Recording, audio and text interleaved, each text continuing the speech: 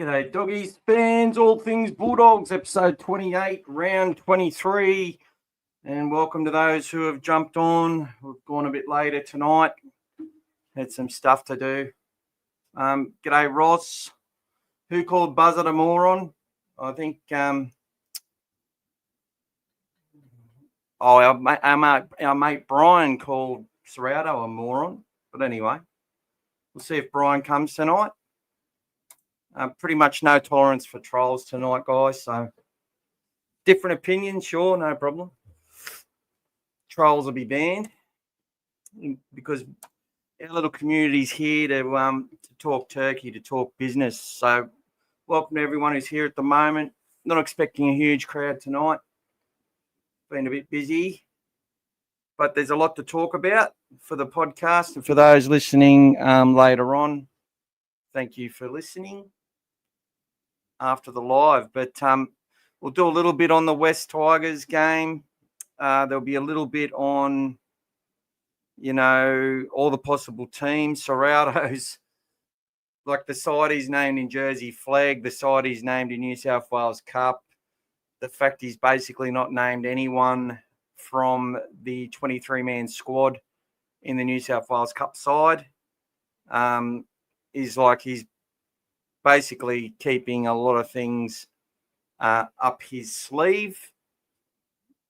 Obviously with Andrew Webster and players like James Fisher-Harris and people from that system at the Warriors, the fact that they understand the pathways, how they work. Sides that have done really well in all grades pretty much for the Warriors. So we just need to see what's going to happen and how it's all going to take place. So I'll give you all the scenarios of the different sides that I expect that they could be. I haven't typed them out yet. I will have the team running across the bottom shortly. Welcome, Gas. Great to see you, my friend. And old fella Dave Swartz, Ross. I know there's a few more of you out there as well. G'day, D. We'll wait for a few more people to jump on and then we'll get straight into it. Look, obviously there's the rain factor. Look, I'm not here to make excuses in this West game that we played, but I will be pointing out a couple of things for those that are really stressed from it. I think most people are okay with it. But I did make a point of telling people it was going to be a tough game. And I was very vocal on some of the, the media posts and outlets. And I was ringing radio stations for the fact that they just they said Connor Tracey was missing from the side, but they never really pointed out how big a loss he is, considering he's one of our best players this year and last year as well, in a very important position. And getting that right is going to take time. And there's obviously going to be some teething issues. And we had a few exposed on the weekend. But the way it goes, guys, is you've got 5 tries to 3. Now, there's been games where it's been a sort of a similar battle, maybe not in the rain, where we've got those first 2 tries that were disallowed for us have been awarded for us. And then potentially the 2 tries which were blatant forward passes for the Tigers are not called tries, they're called back. And then we win the game. That's the difference between teams sometimes, and that can create a whole narrative. But let's be frank, we got under scoreboard pressure, and when you're under scoreboard pressure in the rain, you're just susceptible to make a lot more mistakes than we did. And I felt there was some really good moments in that second half where we built pressure. But yeah, we just can't do it for long enough. It was similar against the Dolphins, where we get ourselves in a position, but we basically, because we're not playing a style which is as good as other teams in the wet, obviously, it's meaning we're having to get a lot more of the calls, and we're having to get a lot more right, and we simply can't under those situations. And that really is the tale of the tape. But we can look through a few of the stats of that game, but I'm really keen to talk about the Warriors game and how we're going to line up. and whether that James Fisher-Harris will play. He wasn't expected till next week. I'm not sure if he will play, but there's definitely a little bit of, Ciraldo and Webster work together at the Panthers. So there's definitely a little bit of that going on. And these two have had a sort of a similar,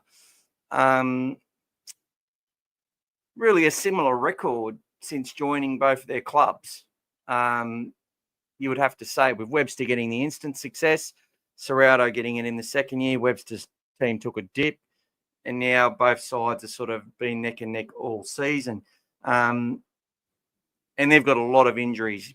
I think a quote was made today that 56% of their salary cap is not available, but that would include James Fisher-Harris, who has been named on the extended bench. G'day, D. K. Dykes signing is official. Lucky Dykes didn't go to Manly. They won't even wear the... Oh, that's hilarious. That is hilarious. G'day, Mr. It's me. I'm crook as a bloody dog. What the hell is to go with this hand signal shit? Oh, don't worry about that, mate. Look, for me, I couldn't give two shits. People who are offended by it have got every right to be offended. I think if that's the way that a club wants to carry itself, good on it. I felt there was people in our fans give it to the players. Sometimes I feel like the players should be able to give it. But I see when players do this, I see that as inciting the crowd. It's the same sort of thing. This was more targeted to the Bulldogs fan base. And some Bulldogs are outraged by it. A whole heap aren't. It's just one of those things. Should they be fined for it? I think their own club should fine their players for it. But they someone Buzz tried to come on and say, oh, there was just so much emotion, Bray. There was so much emotion. Like, once they knew they were going to win, they just couldn't hold it in, Bray. Nah, they fucking planned it, Buzz, you dumb old motherfucker. Sorry for the swearing again. I need to stop swearing. Please, I'm sorry. But that's what happened. That's what happened. They planned to do it. Just like teams plan try celebrations and shit. That was their plan. I noticed that Jareem Buller sort of went with him because he scored. He didn't make any hand gestures or anything. He sort of said a quick hello, and then he got the hell out of there. So, but we've just signed Kane Dykes, which is a really good signing. I'm glad that's been made official. Hopefully, Tracey had a lot of knee injuries and stuff, and he's been great for us. Obviously, only just got injured again, but we got a really good period out of Connor Tracey. We're lucky to get that, and Dykes could be anything. He's built in the right shape.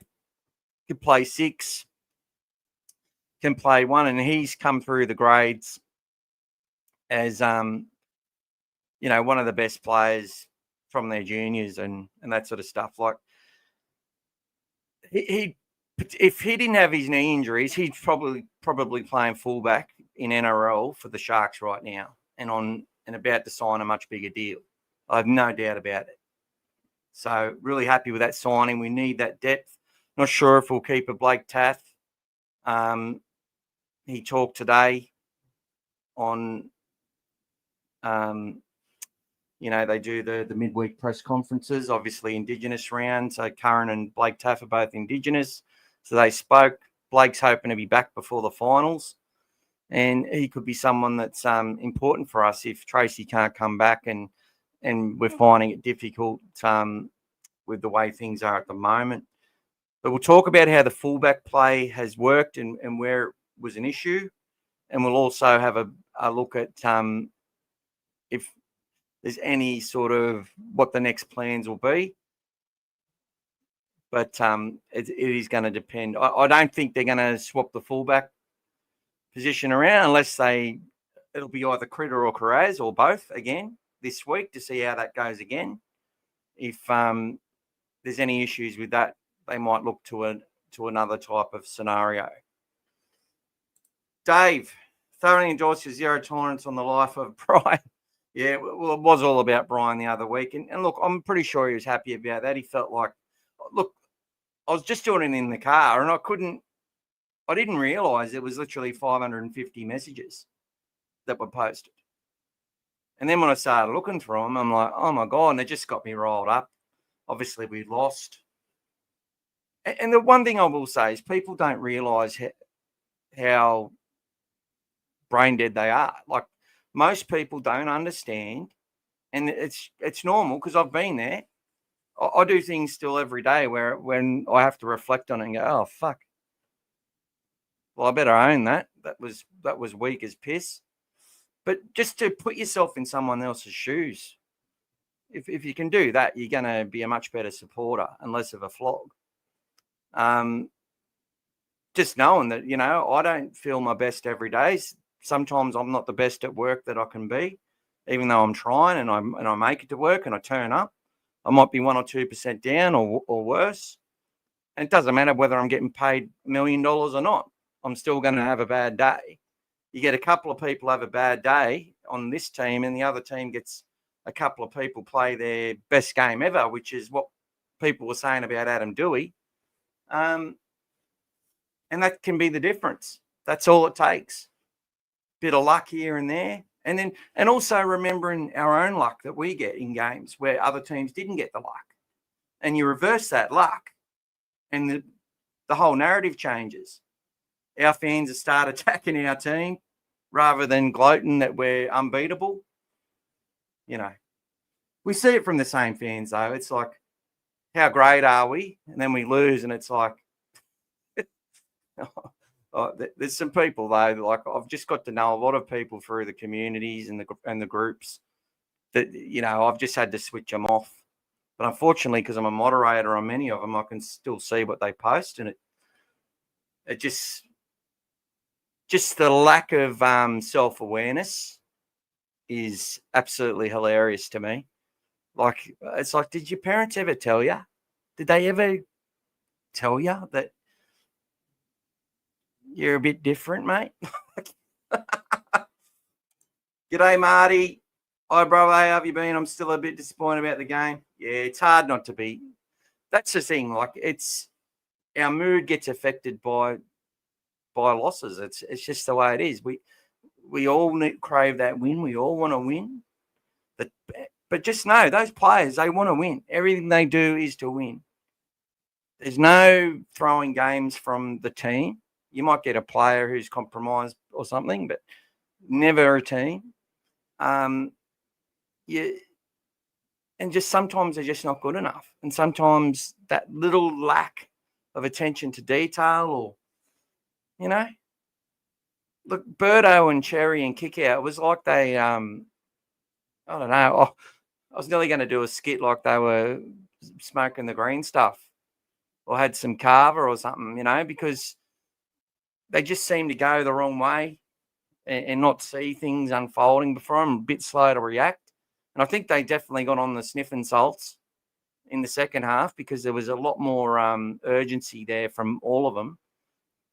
And it's funny because the three of them had some huge moments, which you're like, oh, this is about to turn.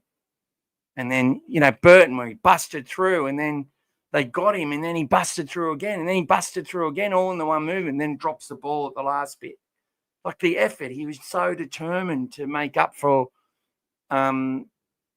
errors that he'd made, which led directly to points in the first half. And it's funny, having people coming out and just saying, oh, Rinakama, I thought he was good, but now he's shit. It's like, he's 19. Give him a break. And then you got the other mob. Oh, it's the coach's fault. Okay. All I'm going to say, guys, is that we've qualified for the finals. And if we get, if the finals are played tomorrow, we go out there and pick our best side to win and play our best game to win. Yeah, they want to win every game, sure, but the game plan for the finals is going to be different to the game plan that they go out with tomorrow. All right? Although I think Saturday, I should say. I wish it was tomorrow. Saturday, I think you're going to see two sides desperate. And the desperation is good for us. Now, all I want to see is a really strong performance where there's just commitment the whole way and they hold the ball and execute a few opportunities and defend their line. Now, if we get caught out a few times due to some combinations or whatever that still aren't right, or, that's okay. Okay, well, they get to work on that. They continually get to work on it. I'm not going to be stressed by the results. The result that counts for me is in the semi-finals. Can we go out there and beat a team and then put ourselves in a position to be, to qualify for a grand final? Can we put ourselves then in a position to win one? That's it for me. And if we come up short, if we get half that goal achieved, I'm not interested in saying, oh, what's a failed season for the Bulldogs? What's a positive season? I've done that for years. It gives you nothing. I've sat there and gone, we must win 12 games or it's been a failure in my mind. And then you win 13 and you go, oh, you still feel like shit when you lose. Either way, we want to, like Marty, he feels shit after a loss. We all do. But it's about supporting the club and telling our team that we're proud of them every time they go out there. And look, they made mistakes, but how wet was it? I know West didn't make as many as us, but we forced a heap of mistakes out of them as well. It was the game of who makes the least mistakes probably wins, and that's what happened with them. And really, between the quality of the players in the team, I know this isn't diminishing anyone, but you line those two teams up on paper at the start of the season, and there's not much difference. And I've been watching all West games, and they've been close in a lot of games. They're not a rabble. And they've scored some marvellous tries too. Like, they've got some bloody talent in that team, and they should be respected as an opposition. This is the NRL. We saw at the Titans the way they broke those Panthers down. And it just wasn't through, the Panthers were probably complacent in a couple of areas for a little bit. And all of a sudden they were losing the fucking game. It's like, don't get ahead of yourselves. You know that the NRL, it doesn't matter if we win by 50 this week. Next week we can lose by 50. It's the NRL. It's the NRL. These things happen, and they're happening to every team. The Storm, who are supposed to have been, front runners and unbeatable pretty much, have been anything but. But still, they're consistent and they're going to get there, and they're going to be hard to beat. And if they get it right, they're dangerous to any side. We know that. But if you're going to rate them on every time they have a loss and write them off, it's at your peril. And it's the same with our club. You write off our club, it'll be at your peril, because our team has shown that against adversity, against odds, last year, this year, even some games in 2023, when no one expected us to win or compete or do anything, we went out there and pulled teams' pants down. We've teams that our own fans sat there unhappy with, wishing we didn't play certain players and had other players playing. And, we're still getting people still think that next year we're going to, there's some guy did a big post that Leo Thompson, he can't find a spot for Leo Thompson in the team. Leo Thompson will be starting, and he'll be wearing the 8 or the 10. I think that'll be up to who has the best preseason out of King and Thompson. Thompson's fit, and he'll be playing. Yeah, they might start him off the bench for a couple of games, but I doubt it.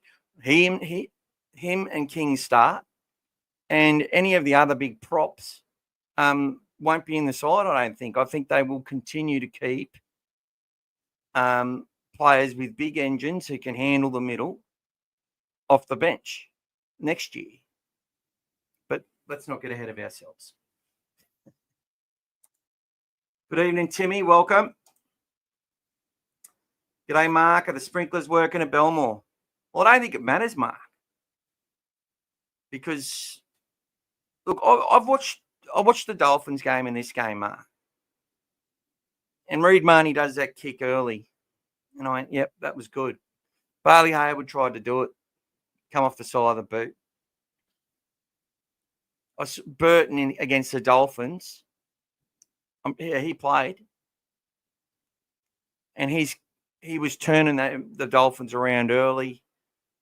The mindset was there to have their side struggle. And then when we couldn't sort of take advantage of any field position, we conceded. And it was the same against the Tigers. We actually went over the try line twice, both disallowed. And then I saw, like, when they got I think we had a knock on. They got a penalty. Then they got a 6 again. And we missed a couple of tackles where players fell off and they bounced off and kept going. I went, uh-oh. And then Dewey bounced off and finds that pass, Skelton on Rinikama. And that one try is enough for a whole bunch of people to say, oh, Rinikama's shit. And then next minute, because he couldn't chase down Adam Dewey, oh, he's slow. So if one player's faster than you, that means you're slow in a fan's mind, apparently. Yeah, he may not be the fastest guy, and he might also have caught a little injury. You don't know. He might not have. Tell me, if you wake up in the morning and you're not well, you're not feeling the best, are you going to go tell your teammates? If you're a kid who's just got his opportunity? Maybe if you're a big team player, you might, but I doubt it. I think you're going to take a couple of Panadol and go out there and do your best. I'm not saying that's what happened. I'm not making excuses. I'm saying these are just everyday things that people don't consider. Just give them the benefit of the doubt. This team, I think, is going to run out there similar to the one last week and do its best to win. But we'll talk about the scenarios because I don't think it's an open and shut case that if Galvin's out, that Sexton comes in. I don't think Mitch Woods is coming in. It could be Bailey Haywood, and they might bring another forward onto the bench. They might drop Rinikama and just be like, yep, you got to go and have a couple of more games in New South Wales Cup. But have him on that journey and understanding.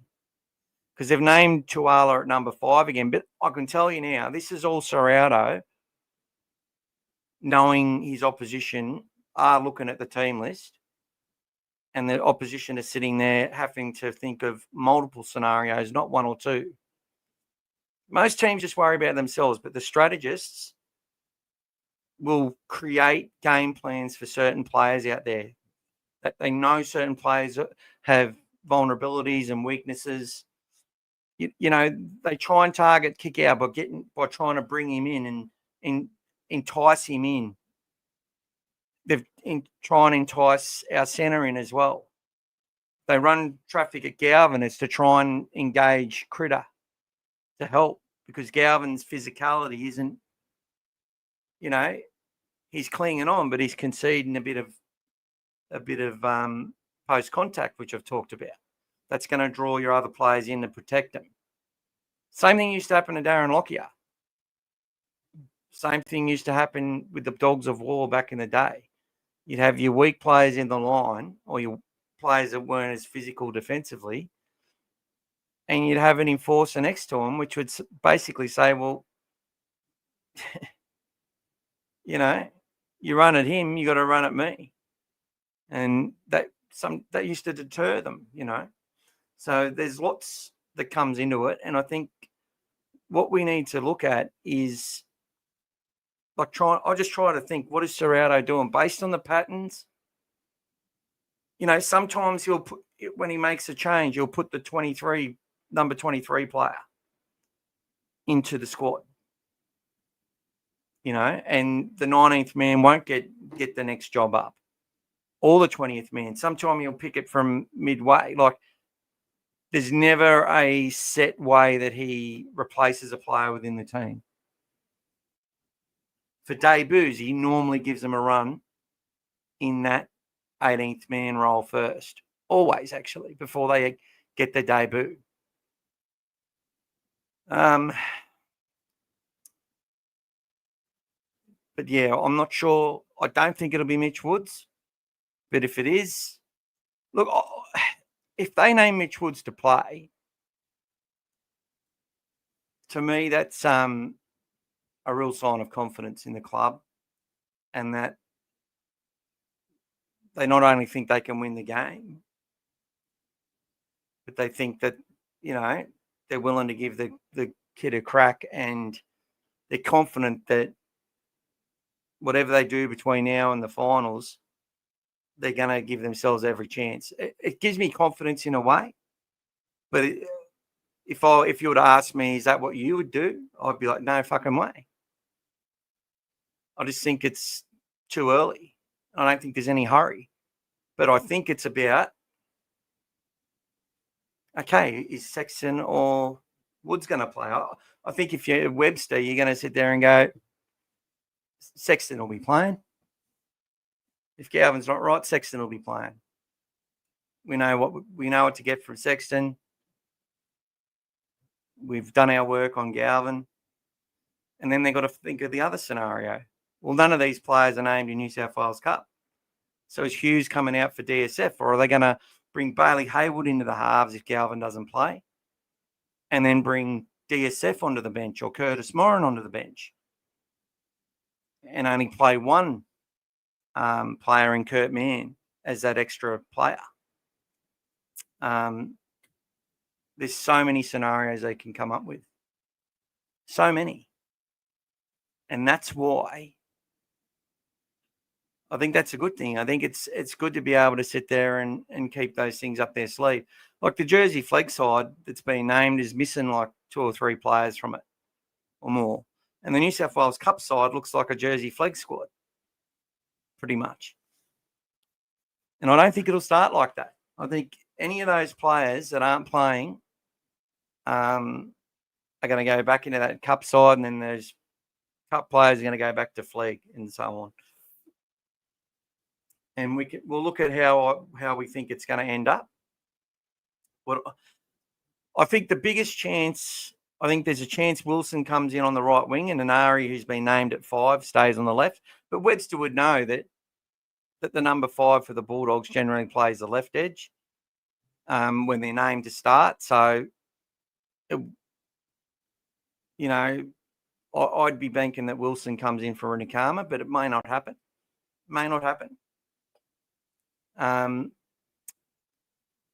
I don't think DSF will come in for Sam Hughes, and I don't think I think Curtis Moran might be the one that comes onto the bench if, as another middle, but a smaller sort of middle. But Curtis has played in a couple of games in the wet, and he's had his ups and downs. He played pretty well against Newtown on the weekend. He actually ended up playing for 79 minutes, made 44 tackles, missed about 6, had a heap of runs, scored a try, which was a real tough try through the middle. He went all right, young Curtis. G'day, Lucas. Welcome. Timmy, here's my quick prediction for week 1 of finals. Raiders versus Panthers, Storm versus Bulldogs, Broncos versus Dolphins or Roosters, and Warriors versus Sharks. Yeah, I'm somewhere similar there, Timmy. And K Dyke's a handy player that can cover fullback and the halves. You love it when I impersonate Buzz. Yeah, well, we're thinking of doing. I'm talking with a good mate of mine and doing a live, like a live every week or every couple of weeks, which is a bit of a parody show about Buzz and Braith and whoever else. We're thinking about it. Could be something that could be funny. For some people, they think it's embarrassing what I do. I've got me mixture of feedback, but I don't care. G'day, Demetra. What did you think of the officials in the Tigers game? Look, 2 forward passes to the Tigers. Our pass was forward. Or if I'm a ref and I'm looking at Critter going over the line, I'm probably going up as no try, held up. So I think those two were right. But I think he just blew his whistle too much, and a stop-start game doesn't suit us. It's going to be more of a stop-start game in a wet game with all the drop balls, and that just doesn't suit our style of play. It's as simple as that. I think White Roy has exposed himself as someone that I just think he's trying too hard to blow the pea out of the whistle. And what I found is that, look, this is what, when you've got a referee that consistently, this is where I see bot. This is where I feel that a ref is somewhat, whether it's subconsciously biased or deliberately biased, I don't know. And I'm not blaming the ref for our loss because, as I said, we've won games where we've got the calls and the other team didn't. And if you reverse those calls, they give us the 2 calls, take the 2 away from the Tigers because they were forward. I think that was 3, actually. Then we win the game. And it's as simple as that. But was it biased? No. But the point I was making about Wyatt is that I've watched him in 2 games.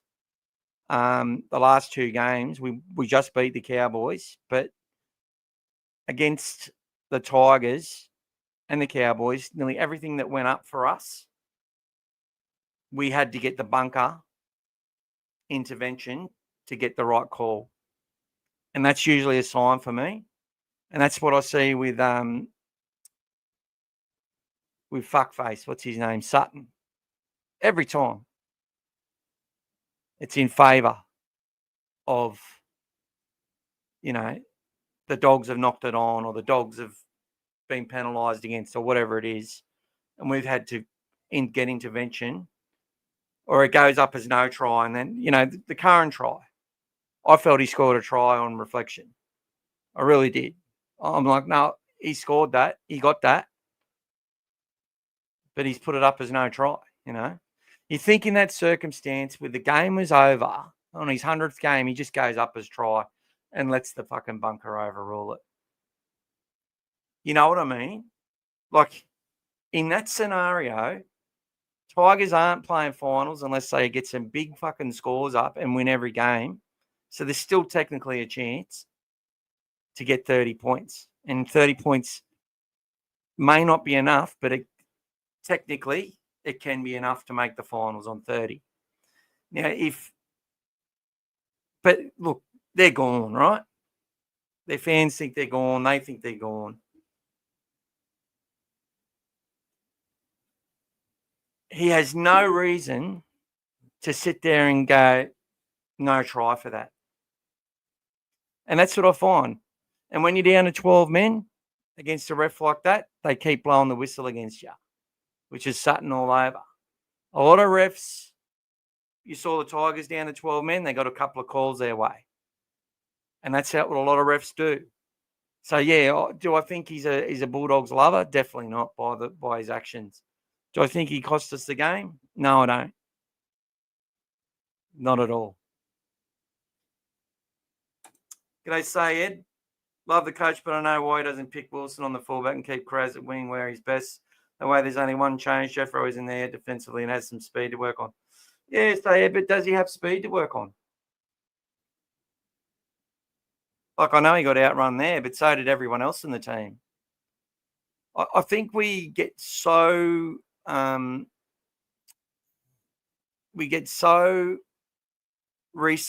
recency bias shit, right? Yeah, look, if I was asked who I would have put at fullback, I would have made the one change and put Wilson. I agree. But the coach knows best. He does, man. He knows better than us. And they're picking the team that they pick because it's the best team to win. And it might not resemble for us what we see on the outside, but I can guarantee you from inside those walls, there's no big conflict about who should be playing fullback and who should not be.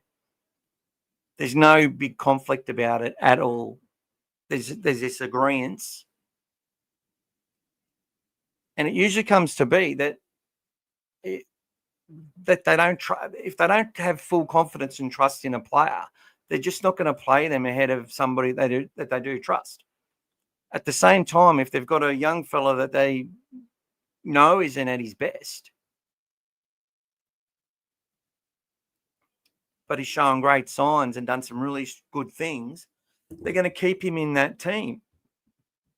It's not like Rinakama's come into our side that's been losing every game. He's come into a team as a youngster. And this is where it's at, guys. They're playing the youngsters with a team that they trust to go out there and set the example for those kids. And when a winger's getting beaten, it's not Rinakama's fault that Skelton scored. I'll tell you that right now. I'll tell you that right fucking now. Rinikama, was he physical enough with Skelton? No, but have you seen Gerald's? A lot of us wanted to keep Gerald Skelton. Why? Because to seasoned first graders, he's just pushing past them with that little bit of space. If Carraz was there, Carraz got that football. He beats nearly every winger in the comp. Now people say, oh, Rinikama was in too far. No, they were all passive. And once the offload happened, they were just gone. There was nothing they could do. That wasn't Rinikama's fault. Now, my comment after the try was, well, we've missed some tackles here. That offload gets away. Our young 19 and 20-year-olds on the field, I can't wait for them to be able to hit with their shoulder properly because there's a bit of grab action. Yeah, I'll get there with some grab action there. 100%. But that doesn't mean he's hopeless defensively. Doesn't mean that at all. Bronson Cherry missed 4 tackles on the weekend. I haven't heard his name mentioned once. Really poor misses, some of them. Burton's missed some tackles. Does Rinikama have a lot of development? 100% he does. But you'd rather play him now against the West Tigers in a game the Bulldogs really thought they were up for, and they wanted to win that for Lockie and win that for everyone. And I don't buy into this narrative that they're split. I think it's absolute rubbish. There's always some division because there's some players who are going to be leaving and don't get a gig, and they probably think that they deserve it. That's normal workplace shit. Ego, that's normal. Yep. But out on that field, what we saw was a few of the players were a little bit fucking, as I said, like they'd been on the carver with Viliami, and they were just, like daydreaming a little bit. Like Adam Dewey just runs a blindside. Now, I nearly said shepherd because I just wanted it to be a shepherd because it was that pathetic the way it happened. And then Buller gets the ball and there's no stopping him. Carraz's approach to that wasn't the approach of someone experienced at fullback, but he'll learn from that. And in that weather, man, they could hardly lift their feet half the time. Like, I know the opposition had the same conditions, but they were just better at it than us. Second half, I was impressed with the effort, the aggression, and the amount of drive we put into those sides. And look, we were a 200-metre better side than the Tigers, 200 or 300 metres more over the game. But they got a couple of breaks, see, where they pick up that ball and run 80 metres twice. It all adds up. But through the ruck to ruck, they held our sets pretty well. And that's, for me, that's a lot of the measure. If teams are containing us to like 30, 35 metres, it's going to be a tough game for us. But we kept them to like 30, 31 metres the whole game. Or just over 30. Under 31, I think. This is what how's the game played? I didn't feel that they were on top of us. I just felt that they got their moments and we didn't get ours. That's all I saw. And 2 of their moments had forward passes. 2 of their moments, Stephen Crichton runs up the sideline. He throws back to Galvin. Now, when he's gone to pass it, it's like it's stuck in his hand, and then it looks like Galvin pulls his hand away. People are worried about that for some reason. But they're not worried about the missed tackles that led to other tries, and they're worried about that because Galvin was involved. Everyone's got their focus on Galvin. Not that Crichton fucked it up. Not that Crichton had one of his most error-prone games and most, he didn't have his best games, Pritter. But he was doing another job. He was on the ball more. Stephen Crichton touches the ball less than anyone in our backline. Funny that, isn't it? And I'll be doing a feature on that, just to let you know how less is more, and compare him to some of the past greats. How less is more. How it's a war over 27 rounds. How you only press your nitro critter button when you need it.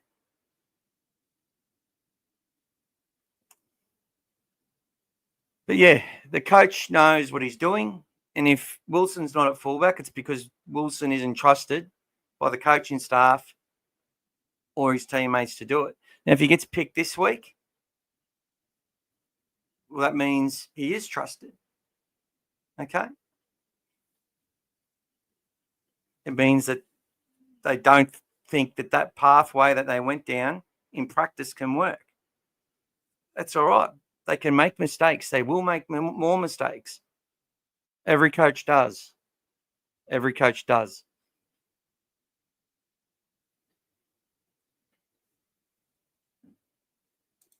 Timmy, I'm going to the game between the Doggies and the Wars this Saturday. Well, I hope you and I hope Mike Cool's going because he's yet to watch us lose. So, yeah, me too, Timmy. Oh, you should catch up, guys. It's, look, there's a chance of light rain. I think it's a 20% chance of rain in the evening. I think there's like a 40% chance of rain in the morning that day. It's dry the day before, and it's going to be dry on Sunday. So it shouldn't be too bad, whatever it is.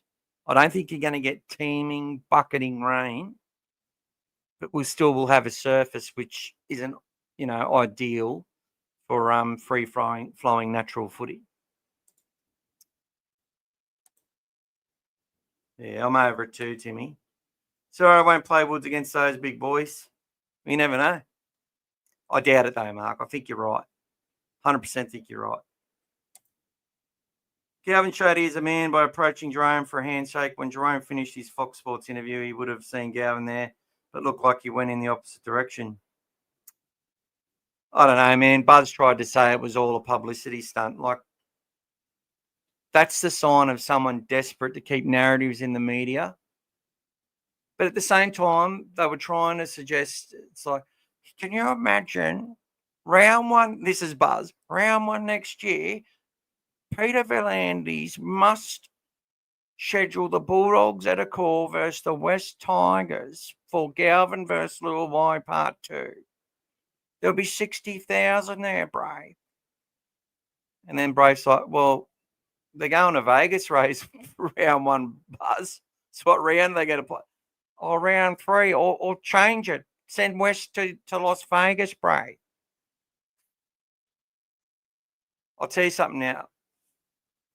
Journalists, and not tabloid journalists, I'll call them,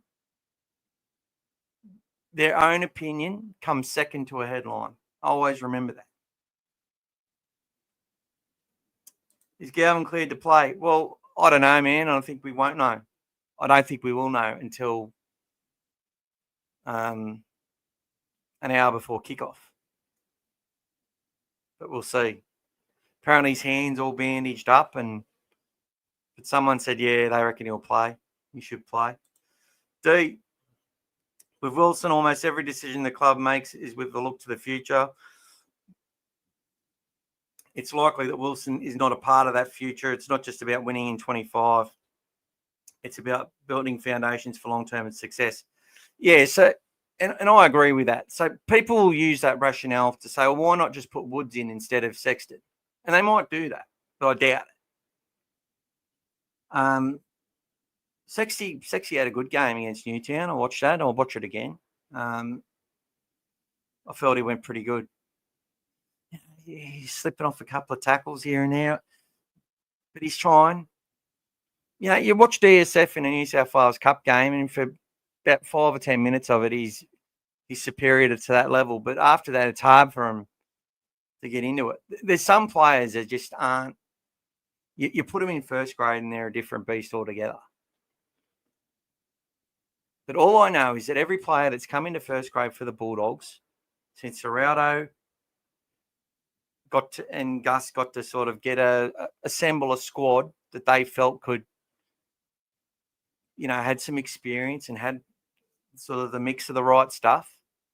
Still out of balance, but every junior they've put through has done their job and done it well. But look, we saw Jack Todd only played 18 minutes on the weekend. Not sure if it was a HIA. Might have been. Which was interesting. But yeah, he had sort of 3 runs and 5 tackles and he was off. We're down 4-0, then we got ahead. And then there was a tie, then they got ahead, and then we tied it up. Or they might have tied it up, actually. Yeah, Hiroti scored 2 tries through Luke Smith. The first try he got was just shambles. All our boys were like, oh, it's a shepherd or something, instead of just tackling him. And then the second one, he got one-on-one with Smith, and I think they had a head clash. And then he went off with a HI category 1, I think. He got up and he was fine, but he didn't have the best game, Luke Smith. I think he was a bit frustrated and missing some tackles, and he's still a goer though. He nearly had a fight with someone. There's a lot of passion and effort there. Just execution was down. Logan Spinks was awesome. Again, about 160 metres off an edge, just running hard all day. Made a break. Tia made a break. Tia's try was just absolute strength. He sort of hit his second wind in this second part of the year, and establishing himself as a centre, but still considered one of the halves in our halves academy. I think Sarah will play Wood's final round off the bench. Yeah, well, I think he will do that, Tim, if we're happy to be whatever position we're in, we're secure top 4 or secure top 2, secured third, whatever it is, I think. And hopefully Sharks are in a position where they can rest a couple of players as well. Because for them to make the finals, they've got to have been sort of on a big run themselves, and they should, because they've got a relatively a draw where they're expected to win most of their matches. Meaning I think they're on about a 4 or 5 run win streak. Panthers on a massive win streak. So for those teams to maintain that, but look, I still look at the Sharks and go, look, there's always something missing. But if they go out there and play the perfect game, they've got a side which is just balanced across the park. And they do better with Sione Katoa coming back on the wing for some reason. Just gives him that extra lift up the field. And he just seems to put more opportunities away. Even though he's a cat, every time he cops something near his head, he acts like he's dead. Wouldn't say that, though. He'd cut me in half if I went to run at him. I'd try to not let that happen, but I reckon he would. Yeah, I think they're a big chance. But for these sides, because they've let the season sort of get away, they've got to defy a lot of history to get close. And I'm not saying they can't. But, yeah. We'll see if Penrith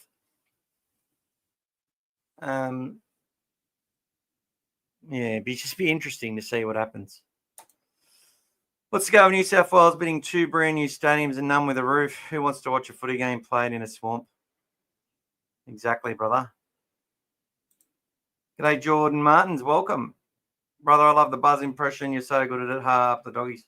Oh, thank you, Jordan. Nice to meet you and welcome to the show. Timmy, we haven't lost by 50 yet and still have the number one defence. I don't think we are going to lose by 50. G'day, Elaine. And congrats on the new job. And that's okay. Go out there and earn your money, and you can listen to the podcast on listen to my dulcet tones on the train or in the car or wherever you're going.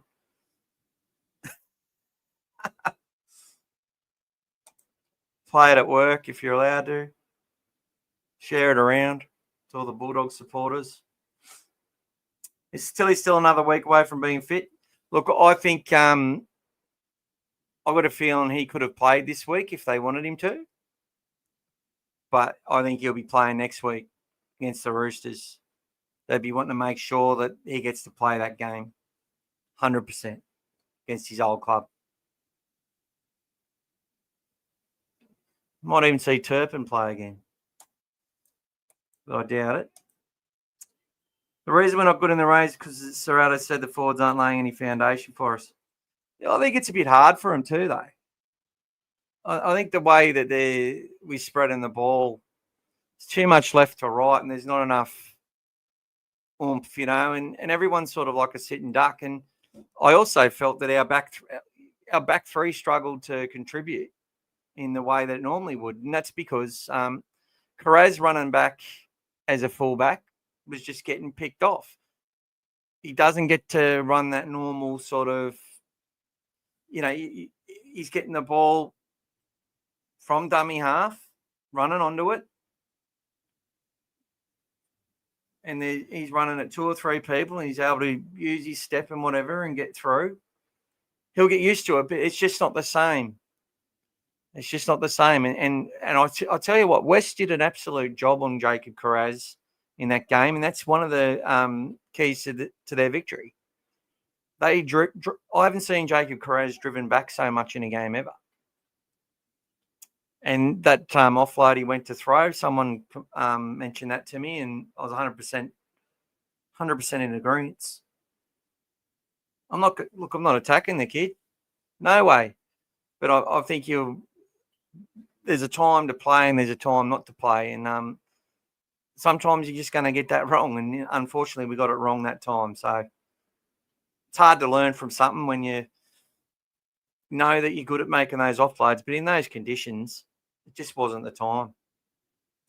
I think he'd know that. No one would have to tell him that. Mike, the reason people say that's because of Dewey has had a knee reconstruction and outrun our win. He outrang a whole team, mate. People are sitting there saying that Adam Dewey can play fullback now because of how fast he was. But that doesn't... That's what I mean. Like, I've got to be... I don't know how to say it. I sit here and pick my team every week. I sit there and I say things that I think the coach should do in my head. But when I come here, I just tell you what I would do, what I think they're going to do, what I think they may or may not do in a few different scenarios. Then I'll listen to what you guys think, and I'm like, oh yeah, that might be a good. They might do that as well, or I might say I disagree with that. But at no point do I ever come back and go publicly, at least, the coach fucking fucked that up. And if they'd listened to me, they would have won that game. Because I'm telling you, it's been every fan should learn from the amount of times that they've tried to put 3 or 4 of our New South Wales Cup players into the first grade squad when they wrote out their own team lists every week. I don't know. Let me know. Do you guys write out your team lists? I do. All the time. I've done it for years. I'm already writing out next year's Origin side. Typing it up. Getting fired up about it. Because I love Origin. All right? I know a lot of Doggies fans don't, but I do.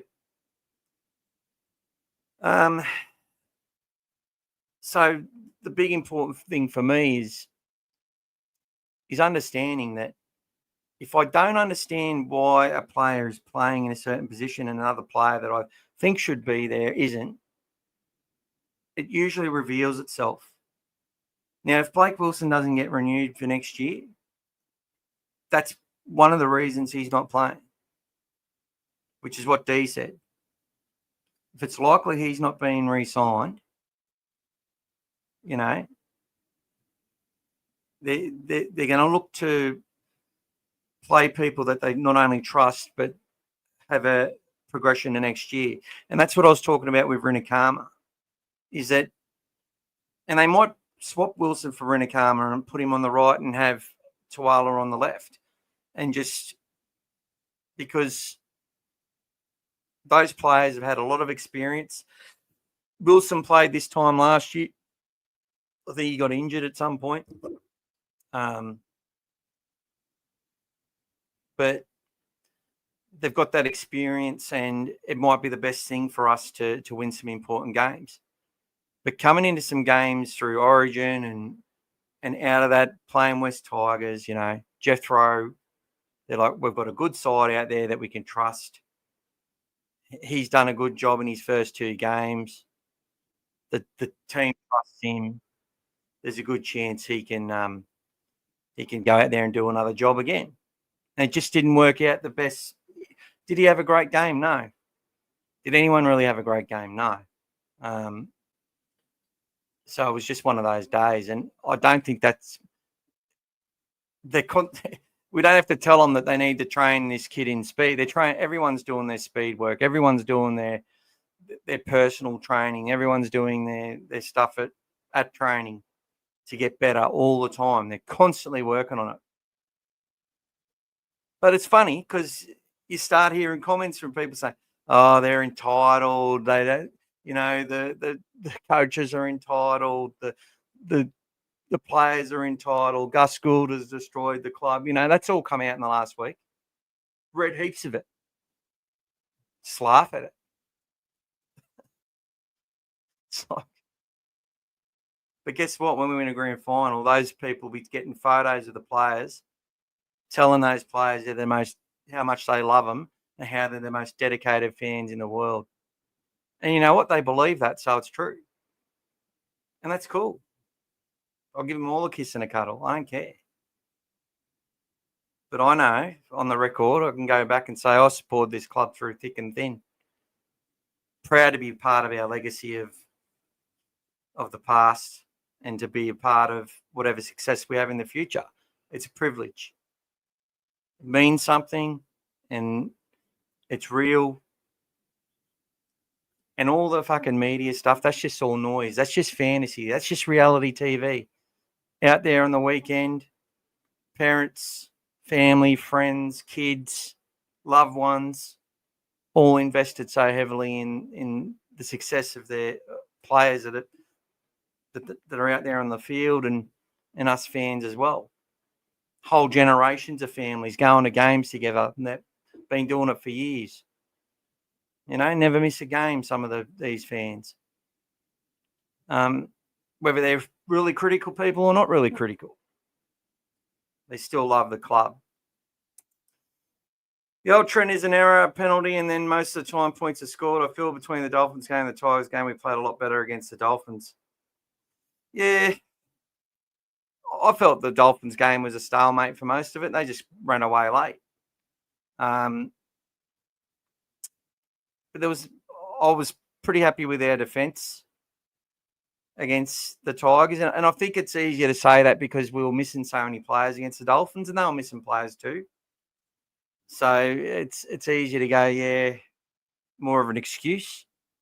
But I really look at them the same way. We just weren't good enough. We were in all those games. Well, we could have won both of them, and they just become too hard because we missed a few moments. That was it. We missed a few moments, and the ball speed was really slow. And I love how Ciraldo put that on the team. He didn't sit there and say, well, why let Tigers lay all over the Dogs. Like, that was one of the slowest play the balls of any team all season, 3.96 seconds. So was that the right thing? I don't know, but at least Ciraldo, he didn't give them excuses, didn't say, oh, they slowed our ruck, they were cheating in the ruck. Yeah, they were. They were lying in it. It was just a really frustrating game for our boys, and we lost it. We lost the mind battles. We lost it all over the park. But it came down to a few key moments. We nail ours and stop theirs. We win by 20.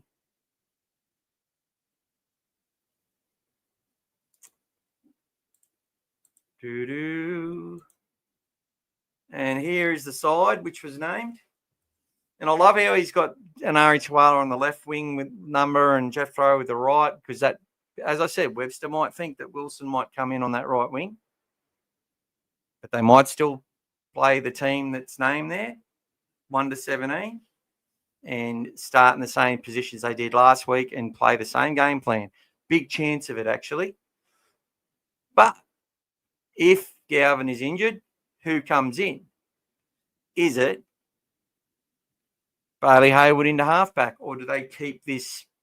No one seems to care that Marnie's only playing 45 minutes now and playing less every week. And actually, in a losing side, Bailey Hayward gives away that penalty of offside, which is technically not offside.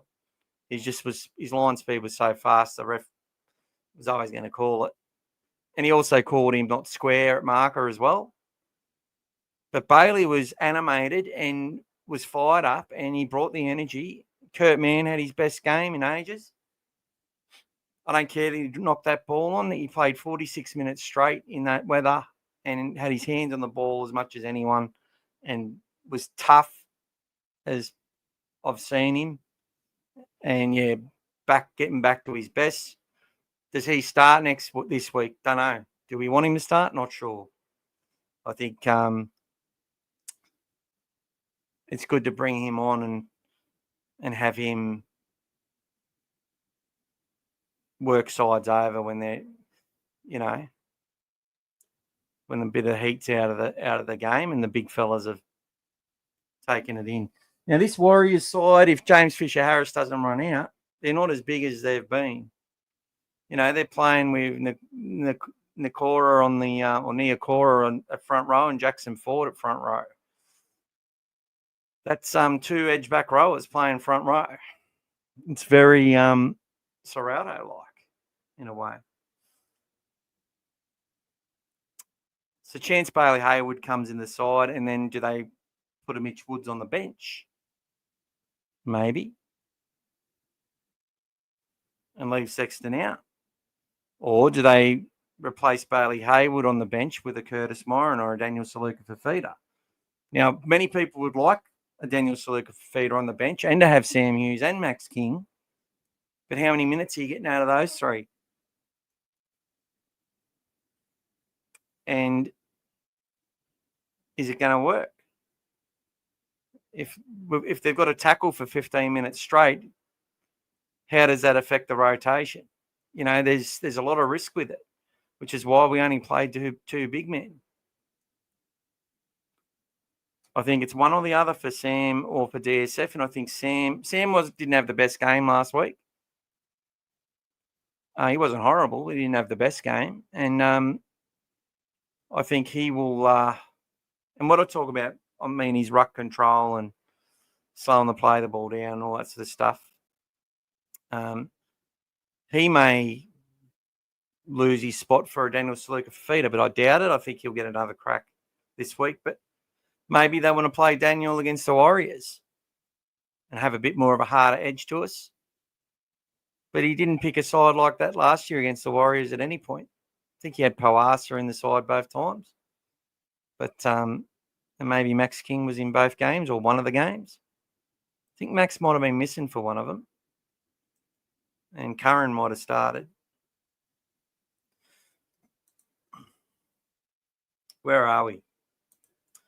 I'm always positive even after a loss, but this one I can't stay positive for because we continue to fish up the same performance in the rain. It's all good, Sayed. It's all good, mate. I haven't been positive this week, but I just know that, look, I'm not into conspiracy theories. Saw a couple of them come through from some good friends of the channel. And I'm not into, like, telling the coach how to suck eggs or telling anyone, really. At the end of the day, there's things that, I said it. I felt that it was a wrong call to put Satili Tupanua back on 10 minutes after bringing him off. We could have played Josh Curran, but I don't know all the facts either. But on the outside looking in, I thought that was the wrong call. And I said it, but it doesn't mean it was the wrong call. And it doesn't mean it would have changed anything. Although he probably might not have got that second injury, but obviously something wasn't right, and it popped. But that's about it. And as I said, the most of the stuff with Ciraldo reveals itself in time. Why did he leave players on and not use his last bench rotation when the team needed it? Because he was building resilience and trying to find out who had the right stuff and who didn't, who he wanted to keep in the squad and who he didn't. He was thinking about winning premierships back then, and he had to see firsthand who was made of the right shit. He sat there playing benches that we were like, fuck, why don't you pick Liam Knight? Why aren't you picking these people? Because he's been building a system which gave us the first 6 victories of this year and has had us in the top 3 all season. Well, top 2, basically, equal second. We've never been worse than equal second. It all reveals itself. He's not playing a certain player. Oh, okay, because he's letting that player go. He's building to the future. He's bringing young kids in with players that are trusted and confident to get the job done. I could sit there and name like 10 games that everyone just said we definitely weren't winning those matches in the last 2 years, and we went out and won them.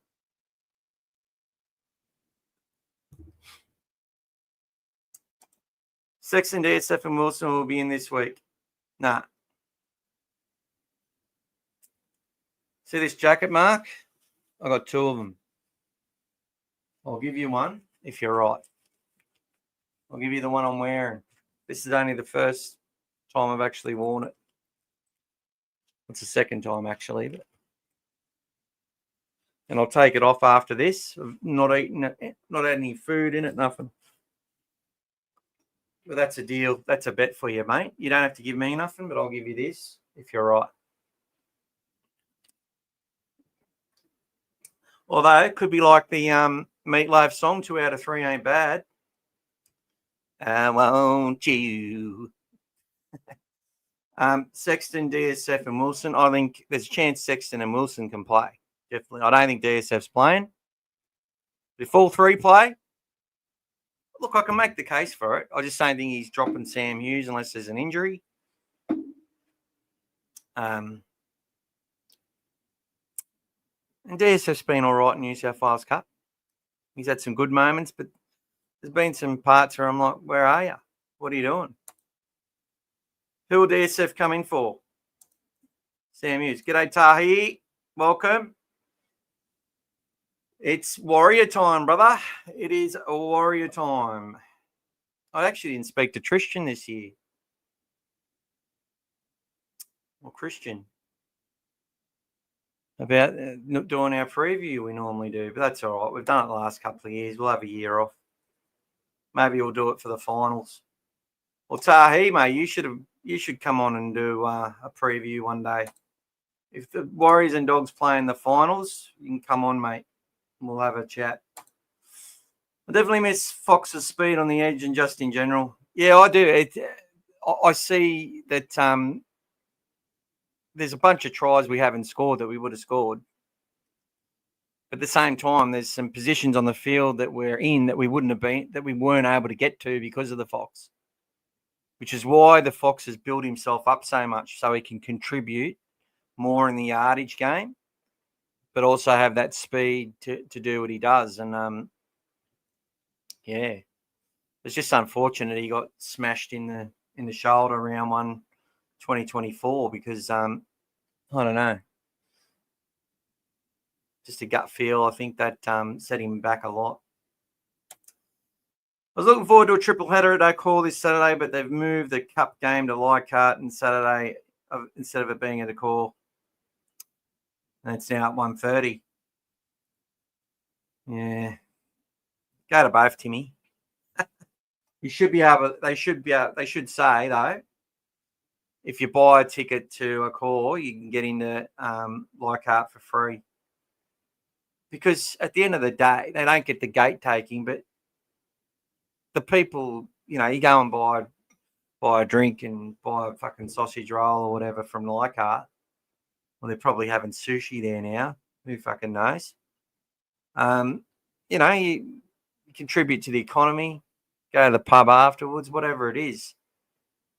But because it was supposed to be a triple header, your ticket was supposed to get your triple header, they should be able to come up with some deal with Leichhardt and say, hey, if the fans want to come out to Leichhardt earlier in the day, they can use their record ticket and get in and just stand out in the fucking rain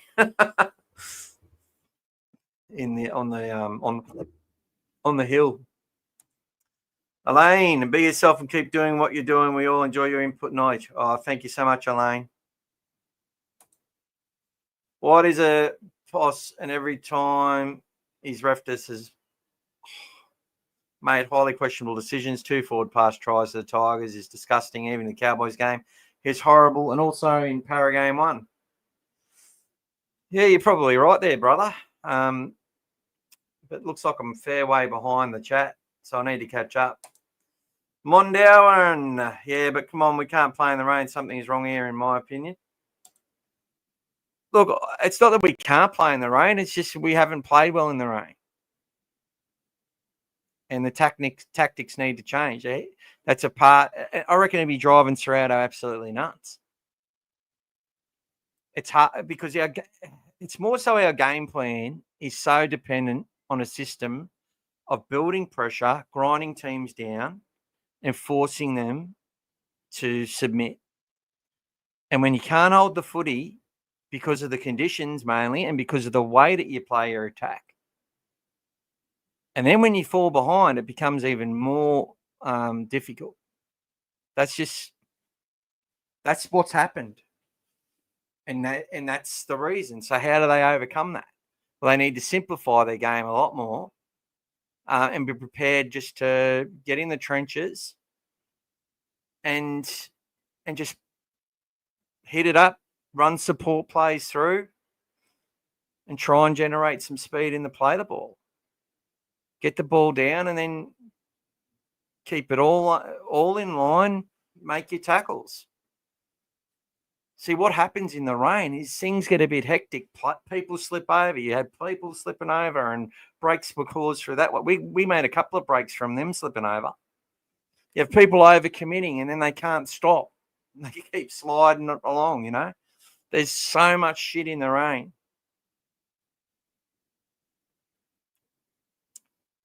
I remember in that Roosters game last year, it was pouring rain at Accor Stadium with our 2004 jersey. We won.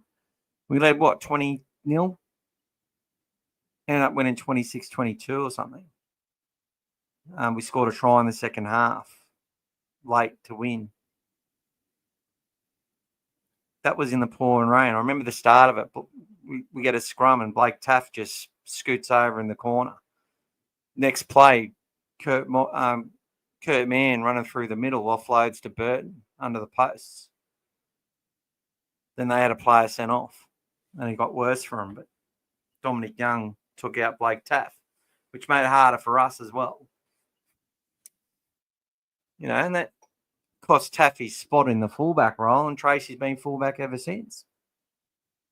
It's funny how it's a funny game, rugby league. It's a funny game. as Phil says.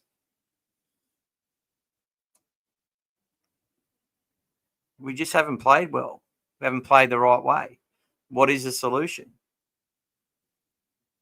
I'm just trying to come up with one. Doesn't mean it's the right one. I see that they try and turn them around. They try and do the right things.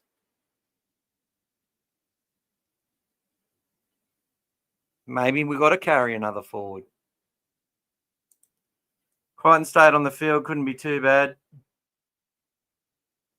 What's that? I'm not sure what happened there.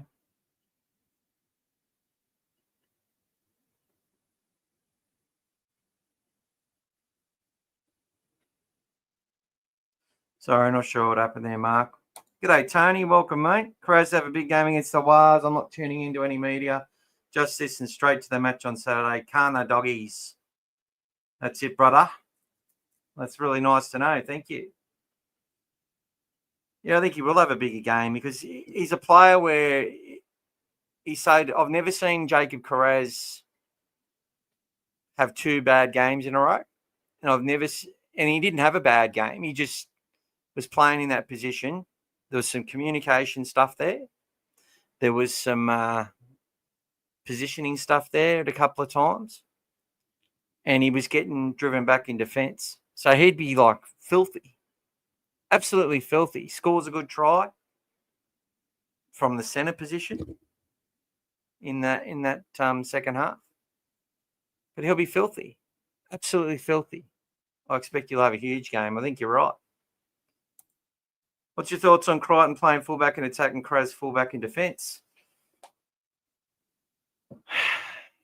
Well, I just basically said it. I think it's... Look, I don't know if I like it, to be honest.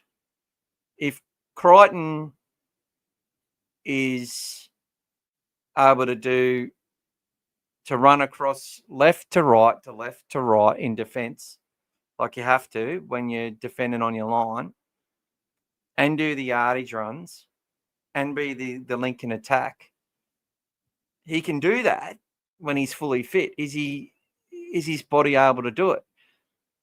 I think he will do it and put his body on the line if there's no other option. Meaning it's not working with Carraz and what they're doing now, or if Carraz gets injured.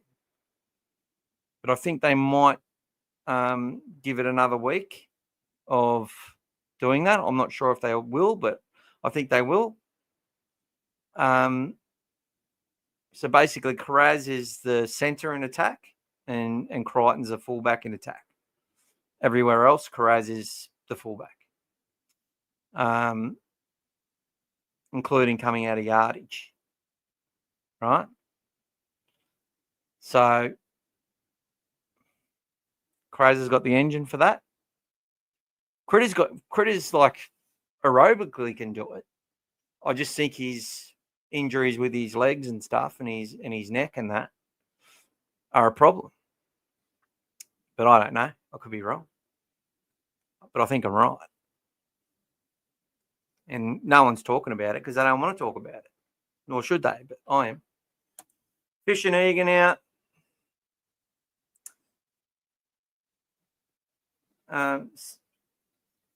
CHT, CNK, Vamaiga injured. Healy burned out on D. Tanner improved, but not quite there as a half. Yeah, so their name, though, like Egan's out. I think Healy's back in. Yeah, Tanner lacks the confidence, bro. And the Dogs terrorised him last time we played in a game with him in it against the Titans. We absolutely terrorised him, and he didn't come back from it. Like, they've ruined him. And he's in that New South Wales Cup level with that side. He's been like he's the equivalent to one of the best halves in New South Wales Cup across the board. He's got all the skills. But can he deliver? That Newcastle game, he was there for the moments. He just missed them all. And that's got to play on his confidence. and Halasima wins the game. Like, I couldn't believe that. The Knights, in an effort to stop a field goal that was never going to be scored by Tanner Boyd, lose the game because of it. It's just an unfair game, rugby league. That was unfair. And people will say, oh, they missed those tackles and that, but no one was stopping him. No, I don't think any team's stopping that player then. If everyone's in the same spot, I think he scores 99 out of 100 times in that situation. He's someone we're going to watch. I'm pretty sure they've got a big watch on him. So, yeah, I think Charles Nichols Codsack's playing. So, we'll see. I don't know if you mean that they're carrying injuries. You feel the Panthers need a loss before the finals, having won 8 out of 9 in a row. Manly, a Raiders bogey team, and Storm, a Broncos bogey team. Titans are the Warriors bogey team. Well, there you go. We'll see if those bogey teams keep doing their thing. Look, they're putting Tommy Travojevic back to fullback. Now, I think centre's his spot. If he plays a preseason there and trains there, he'll do a lot better. Because I feel he just, every run he has got a lot more energy in it. And everything he does is with more energy. Because the shit you got to do as a fullback just takes it out of you. And I just don't think it, with his injuries and that, he's just not as effective. But maybe he's had a nice little freshen up in the centre position, and a couple of losses, he goes back there, everyone feels confident, and they go out and do a number on the Raiders. I'd actually love it. And you can imagine why. Storm are there to be beaten while Hughes is out, but whilst they've got Pappenhausen, Munster, and Harry Grant on the field, they're a tough team. So very worried about this game, Mick. I'm sure you are, my friend. I think both fan bases are extremely worried, but, Warriors are missing on so many players. Warriors should not be winning, but they just get to simplify their play, compete on every play, attack. They've still got Roger Tuivasa-Sheck who can score points. They've got a lot of hard workers, capable, and even their edge back rowers are really good players who are playing props. So if those guys get out there, get to work, and just simplify the game, hold on to the ball, apply pressure, and force Canterbury into being behind or just staying close enough, they can win. Because a player like Halasima coming one-on-one with nearly any player in the competition, if they get to line get that matchup happening, we could be in trouble. It may only take 1 or 2 tries in this game to win it. And I think the Dogs have to go about it in the exact same way, man. I think it's no statements. Just get out there and play fucking tough, hard footy, hold the ball. And, the risk you take is the risk you've earned to take. And not before and not after. It's you've fucking earned every part of the game. Now the time's to throw the pass. Now the time's to put the kick through. Now the time's to apply the screws in further. That's what it's got to be for both sides. And either team can win this. I think the Bulldogs have got all the ball in their court because we have a lot more of our better players. But missing Connor Tracey for us is like you missing Luke Metcalf. 100% believe that. However, if you're missing James Fisher-Harris and Mitch Barnett, that's like us missing, as far as the quality of player and importance to your side, that's like us missing Max King and Viliami Kikau. Right? So it's I know Kikau doesn't play in the middle. I know that. But it's just there's your like for like. So we've just got that extra little bit, but I think there's a bit more connection in that back line of the Warriors. Now, whilst there's a lot of players that are missing from it as well.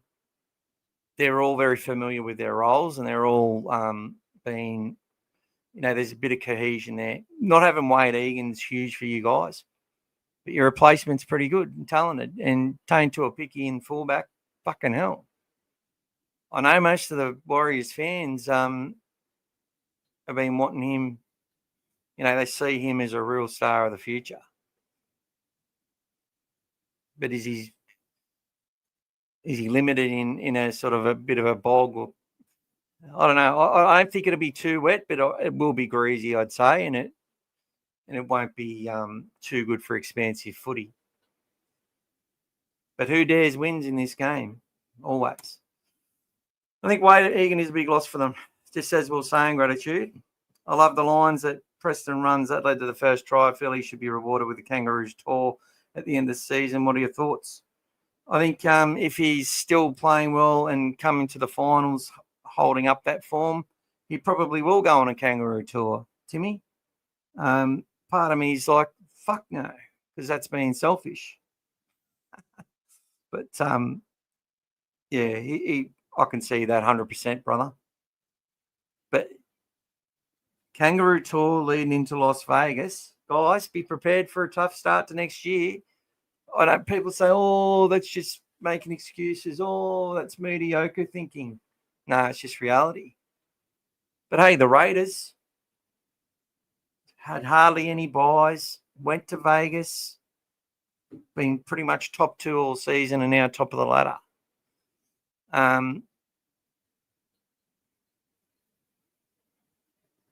Remains to be seen. Can they go on with it? Hopefully. And that's just because I suggest, Dogs go make finals, win a semi, win 2 semis. We're going to have at least 5 players playing in the Kangaroo Tour. No doubt about it. And the players who don't go on the Kangaroo Tour will be playing in the Pacific Championship, which won't include Australia this year. And I'm really looking forward to that as well. Tonga and Samoa and New Zealand. I think it's going to be amazing to watch the 3 sides go at it. Can't wait. There'll be a few Bulldogs in that as well, including a Leo Thompson, I would suggest. So this is all going to play into our preseason. But we get all this representation. I can tell you now, Cameron Ciraldo would be hoping for it. He would want nothing more. Just means we've got to pay more for these players to keep them in our club. And it also means that our young guys sit there and go, fuck, we've got 8 internationals in our club. I better get to work. I need their position. I need their job. I need to be first. I need to get a long-term deal here. And you know what? I'm going to stay a bit longer because, if I can put pressure on these guys, look how close I am to the benchmark in the NRL. There's so many good things that come out of it. And you want your juniors fighting hard in the preseason, and it might be, okay, well, a couple of those juniors have to get us through Las Vegas because there's a couple of players that are busted or injured or are a bit underdone coming back into preseason. Someone could, do an ACL while over in England. You never know. Another opportunity for another kid. All previous main attacking systems for the Warriors were run through the 9 Healy and going 3 in the big league.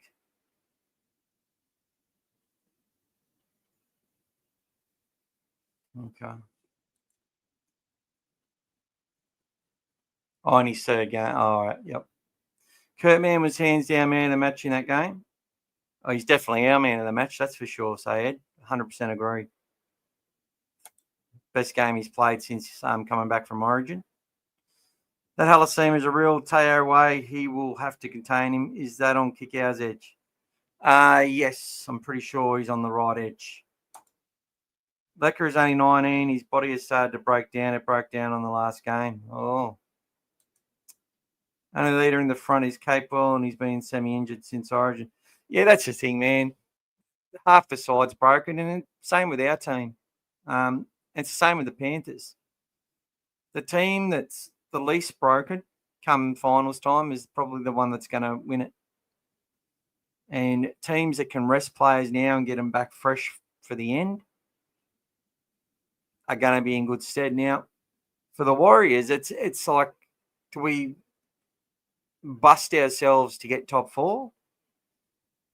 Or do we trust some of these cup players to take us, to top 6, to hopefully get 5th or 6th if we can't get 4th, and get a home game, right? That's the key. Get a home final, bring your big players back in time because they've had a rest, win that home final, win it well, and then come up and ambush someone on Australian soil. Like, it's not like you haven't ambushed teams all year. And you got a game plan which is built on hard work. And who would have ever thought that would be a Warriors thing?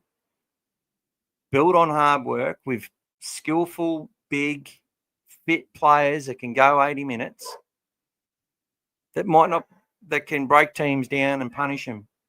You know what I mean? There's so many similarities between the two squads. So many.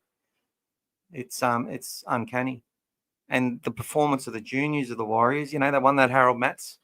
We brought Kalen Patterson from the Warriors across to the Bulldogs.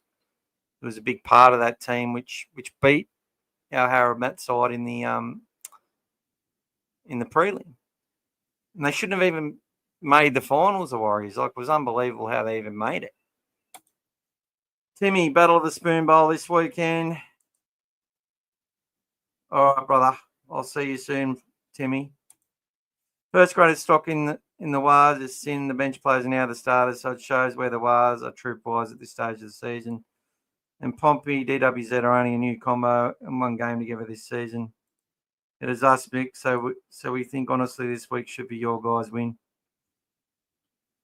Yeah, look, I think it's going to be tough for you guys to win, but our one and our look, it's just there's so many unknowns about the Dogs, and even what Ciraldo is going to put on the park is a huge unknown, and it hasn't been like that most weeks. Most weeks I get the 17 correct, or I'm only one out. This week I could be 3 or 4 players out, but I'm going to tip that 1 to 17 runs out as named. My biggest, if there is a change, Wilson comes in for a Nakama, or if Galvin is out, Sexton just comes in for Galvin. They're the only changes I see. The other possibility, Bailey Haywood comes in at half if Galvin is out, and we make the choice of putting a debut and a Mitch Woods off the bench, which I don't think will happen, or we bring another forward onto the bench, which is, in my opinion, would be most likely to be Curtis Moran. I think they're your scenarios to choose from. Obviously, the other one's Mitch Woods goes in for Galvin at number 7, but maybe goes to the bench and Bailey Haywood starts. That's your other one as well. Up the Doggies for life. Welcome. Chris, how you going, Chris 1970? Everyone, I'm a Bulldogs supporter, and I'm sure do you really think the Dogs can make the grand final this year? Chris, I think the Dogs are as big a chance as any team in the top 6 to make the grand final this year. And look, I'd nearly extend it to the top fucking 10. It's that close. The Roosters have got enough class to make a grand final.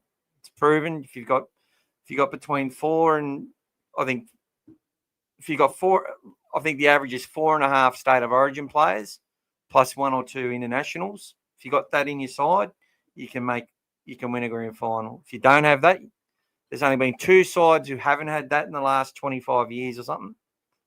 And they were the West Tigers in 2005. And I think the Cronulla Sharks in 2016. Oh, it was the Manly Seagulls in 2011. They had a lot of Kiwis in their side. Kieran Foran, Steve Maddai, players like that. Just Tomato, welcome. Kia ora to you as well, my friend. Capewell and Healy are carrying injuries regardless. Whoever lines up has to do their best. And they will, mate. They'll compete hard and they'll be up for it. You know, if Warriors get a win here, they join the Bull. I think they get 2 points behind the Dogs. And then it just brings the Dogs into vulnerability as well. You know, it's such an important game for both sides. Dogs win, we stay 4 points above. We go 6 points above the Warriors if we win. And that means third spot for you guys is pretty much out of reach, which means you've got to now keep fourth. And I think Penrith would leapfrog you next week if they win. So they go to 31, I think. I think this is a good time to look at the ladder, guys. Let's have a look at the ladder. I'll bring Bulldogs Warriors. We'll change, make me small, which I like. Oh, that's the New South Wales Cup team. Morgan Harper, Edward Cosey, Jet Cleary, Bunny Afoa, Tom Ale.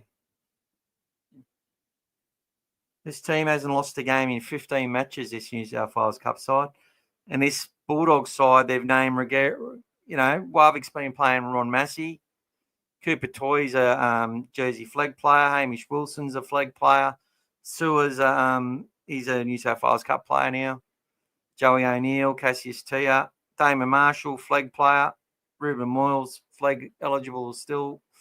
Underhill, Logan Spinks is only 19, flag eligible. Hopboy, Jack Todd, Taniela Odekolo, who you know well.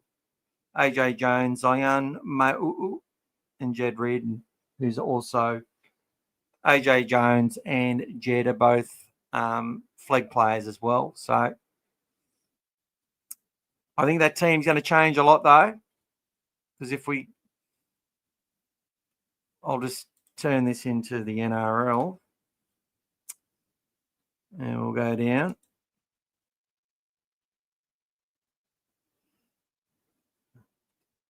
So look, if Rennie Karma or if he doesn't play, he goes back to New South Wales Cup. Someone else drops out. Same as if Daniel Saluka-Fafita doesn't line up, he goes back to Cup. Same with Blake Wilson. If he doesn't line up, I think Mitch Woods will be playing Cup. I think Tia will move back to the centres and it'll be a shuffle on, but we'll see. And I think Toby might be the one to come into the side. Toby might even be 19th man. But I've got a feeling Blake Wilson might be our spare. Bunny Afoa's on your extended bench with the Fish. Cosey scored 3 tries last week. You got Tanner Stowers-Smith, Vamuga. So I don't even know much about Eddie. And obviously Tamari Martin. I think your back row is the key to both sides here. Aaron Clark, I said it when he was at the Titans. They're a better side when he was on the field. To me, he's a little bit. He has the same sort of influence on this Warriors team as Kurt Mann had on the Bulldogs when he came to the team. Obviously, Capes, he's always carrying an injury, but he works his ass off. And Nakore and Jackson Ford are very good footballers, and Sam Healy is a star of the future. Tanner Boyd just needs confidence. Harris Tavita's fucking hits like one of the... I think he's the hardest hitting back in the competition, to be honest. RTS, CNK, Pompey, DWZ, and Tane Tuapiki. But look, your back three have been... I think you struggle without DWZ for meters. But RTS, DWZ are both capable of big meter games if you can control our attack and keep us pinned. that Matt Burton makes it really hard for back threes to do their thing. And the Warriors back three sort of in the bottom six of the comp,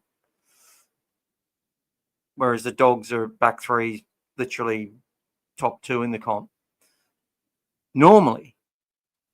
But with Jacob, Jeffro, and Nanari, probably not so much. Depending.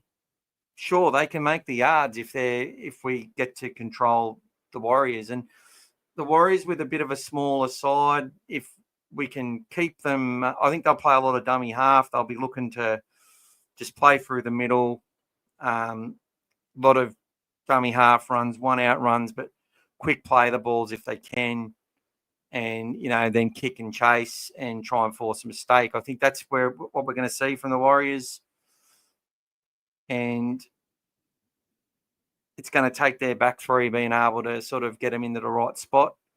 And obviously the Dogs being able to restrict those meters and making it so the Warriors can't make the ground.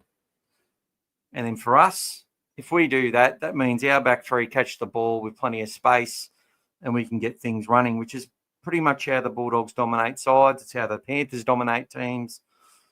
And it's how the Warriors want to dominate sides, but they just don't have the punch off their forward pack and the toughness at the moment. But that's not to say they can't toughen up for this game. CNK is carrying light injury. I think he's been pushing to centre, doing sort of Tommy Turbo fullback to centre kilometres management. Yeah, well, that's exactly what I was saying there today. It's the Ks. They can't run the Ks, which is why Crichton's playing attack at fullback and not doing the back stuff, because he's he's been carrying injuries. So I'm still on, brother. I just found out some sad news. My mum's dad's sister, my mum, but also called her Auntie Robbie, passed away, and Auntie Robbie's immediate family have decided not to celebrate her. Oh, I'm sorry to hear that, Timmy. Send us a message later, mate. Or tomorrow. Happy to have a chat with you, brother. But my condolences to you and the family, and sorry to hear about that, mate. Families do strange things sometimes. Tahi and Jazzy. Bulldogs need to be more hungry. They shouldn't have lost to the Tigers. All the games they lost was in wet weather. Yeah, mate. I think they are hungry as fuck. So I'm one of these people who just annoy. This is your first time here. You don't want to piss you off, mate. You love the Dogs as much as I do. But I don't buy into these cliches about teams, mate. We weren't hungry enough. Yeah, well, I suppose it's right. The Tigers were a little bit more up. But all I say is just our energy management wasn't as good. I'm very scientific about it. Not to say that I'm not a fuckwit. It's just the way I am. This team, the way they went about things made it harder for them to dominate. The Tigers took their opportunities, we didn't. Now we can sum that up as not being hungry enough. Cool. But I also look at it and go, well, maybe there's probably could have been a couple of Bulldogs who had some personal shit going on and they just weren't able to produce their level that they normally produce. And that's going to happen. As I said at the start of this show today, before we give criticisms, think about, I don't give a fuck if they're paid $3 million to be professional. Like our coach galvanises this side. It takes them on into camp every weekend where they all stay together and be together, right? Because he had to, because we had the least amount of games played together of any other team in the comp. And that's growing. This number's growing, right? But the fact that they're together, like they're in camp, like they're in a war zone, and they've got to unify and go out there and die for each other. And that's what's built this team. They're hungry, man. They're hungry as fuck. Did you see the way Kurt Mann was belting those players in that second half? I think our concentration was bad. I think that our mindset was a little bit bad. And I think there was obviously a couple of players who were just, for whatever reason, just weren't at their best. Versus a team where some of their players had their best game all season. And that's all it takes. And that's what this is about. So keep in balance. You know, go to a game. The different narrative between a win and a loss. You know, that game gets played the exact same way, but the referee calls 2 tries for us at the start, disallows their 2 forward passes, we win. They lose. Right? And then, were we hungry enough? Seriously. It can come down to that. I felt Josh Curran was pretty hungry at the end to score that try. I felt his efforts through the game, you know, and they're so buggered. I know the other team lifted themselves, but yeah, that was all from you saying we weren't hungry enough. You're 100% right, we weren't.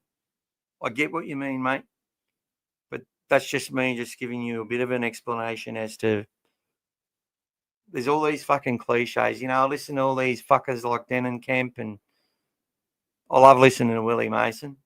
You could say the wrong thing and I'm going to love it because I love Willie. I idolise him. When he's at Wests, I even loved him when he was fucking, you know, laughing at our fans playing for the Roosters. Killed me. But guess what? I saw Willie on with Western Suburbs Magpies fans sitting in the crowd when all his mates were sitting together. He went and sat with the kids, signed autographs before he'd even played an NRL game. He's just a fucking great guy, man. Love listening to him. Justin Horro, you know, he's all right. I don't mind him. Scope. Biased towards Manly, though. But, and he loves the Wars. He likes the Eels.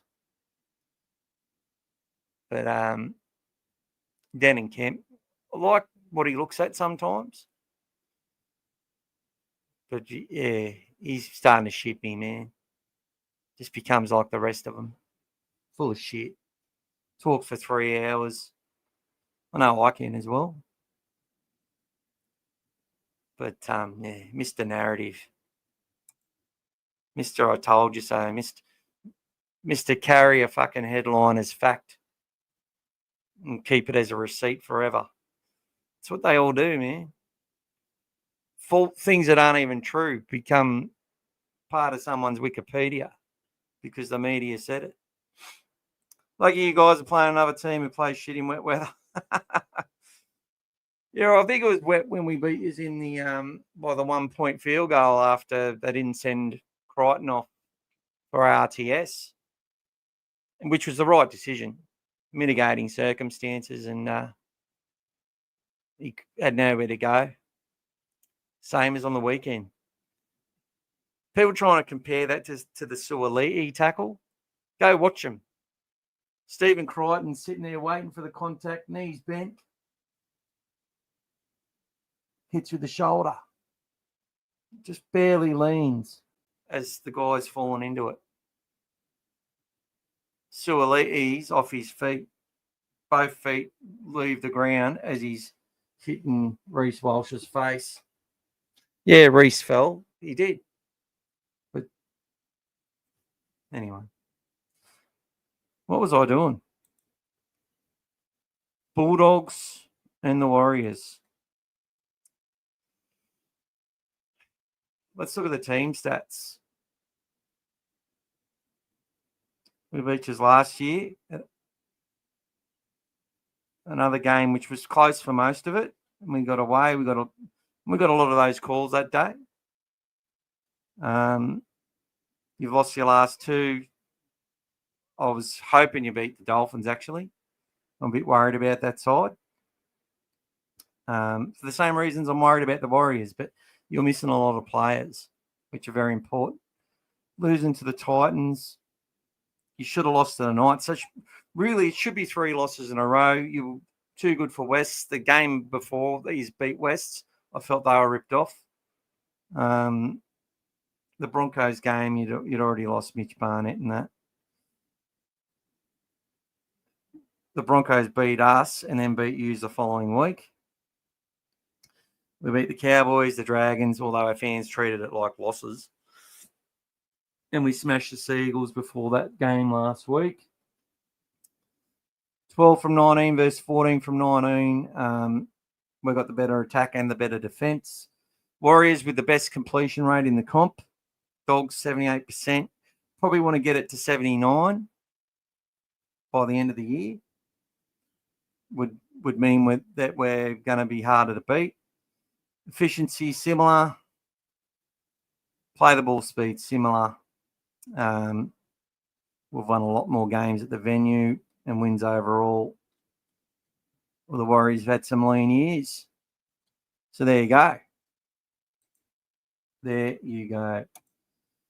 Damo 596, Crichton a fullback for me personally. Get Krez back doing what he does best. Yeah, as I said, brother, if Crichton can't do the yardage stuff, the kilometres in the yardage, the kilometres left to right, side to side, if he can't do that, he can't play there.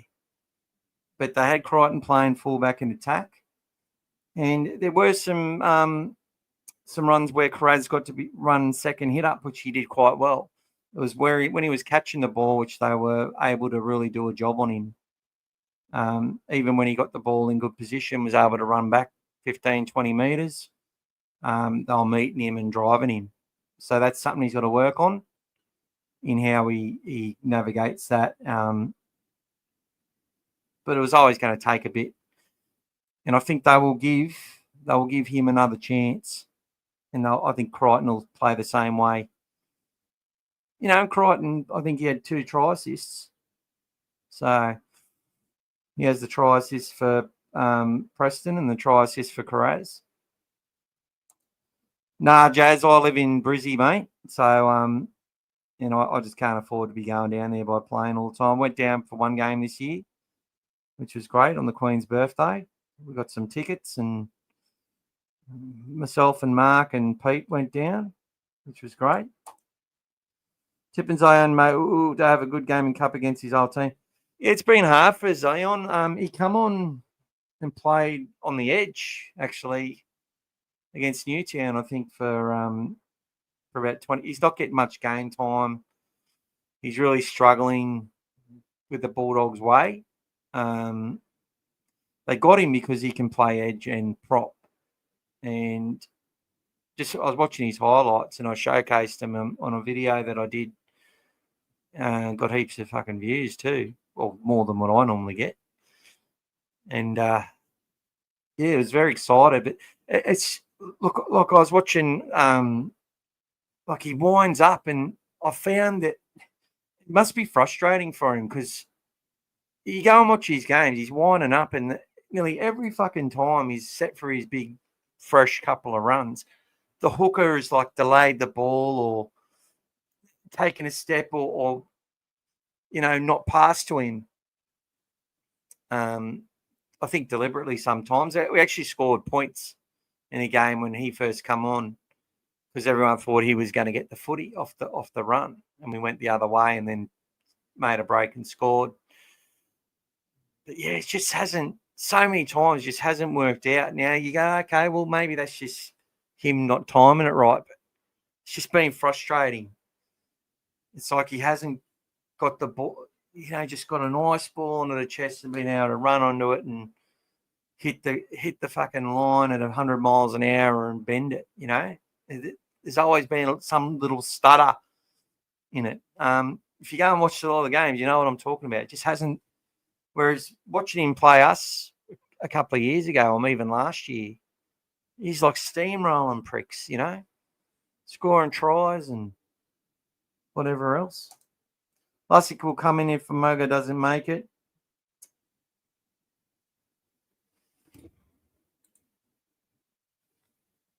Thank you, Tahi. And everyone's sending their condolences, brother. Kirby is a very good player. He plays his heart on his sleeve. Yeah, he is, and he had a great game last week. I just wish he didn't drop that ball because that's just 46 minutes. He's been averaging 30 minutes. Tough Jazzy Mick's a great supporter. Yeah, bro. Willie Mason's a man. He sure is, my friend. Damo says if the Dogs score in that first 5 minutes like they almost did, would have been a totally different game. Tigers just got on a roll after that. Yeah, potentially.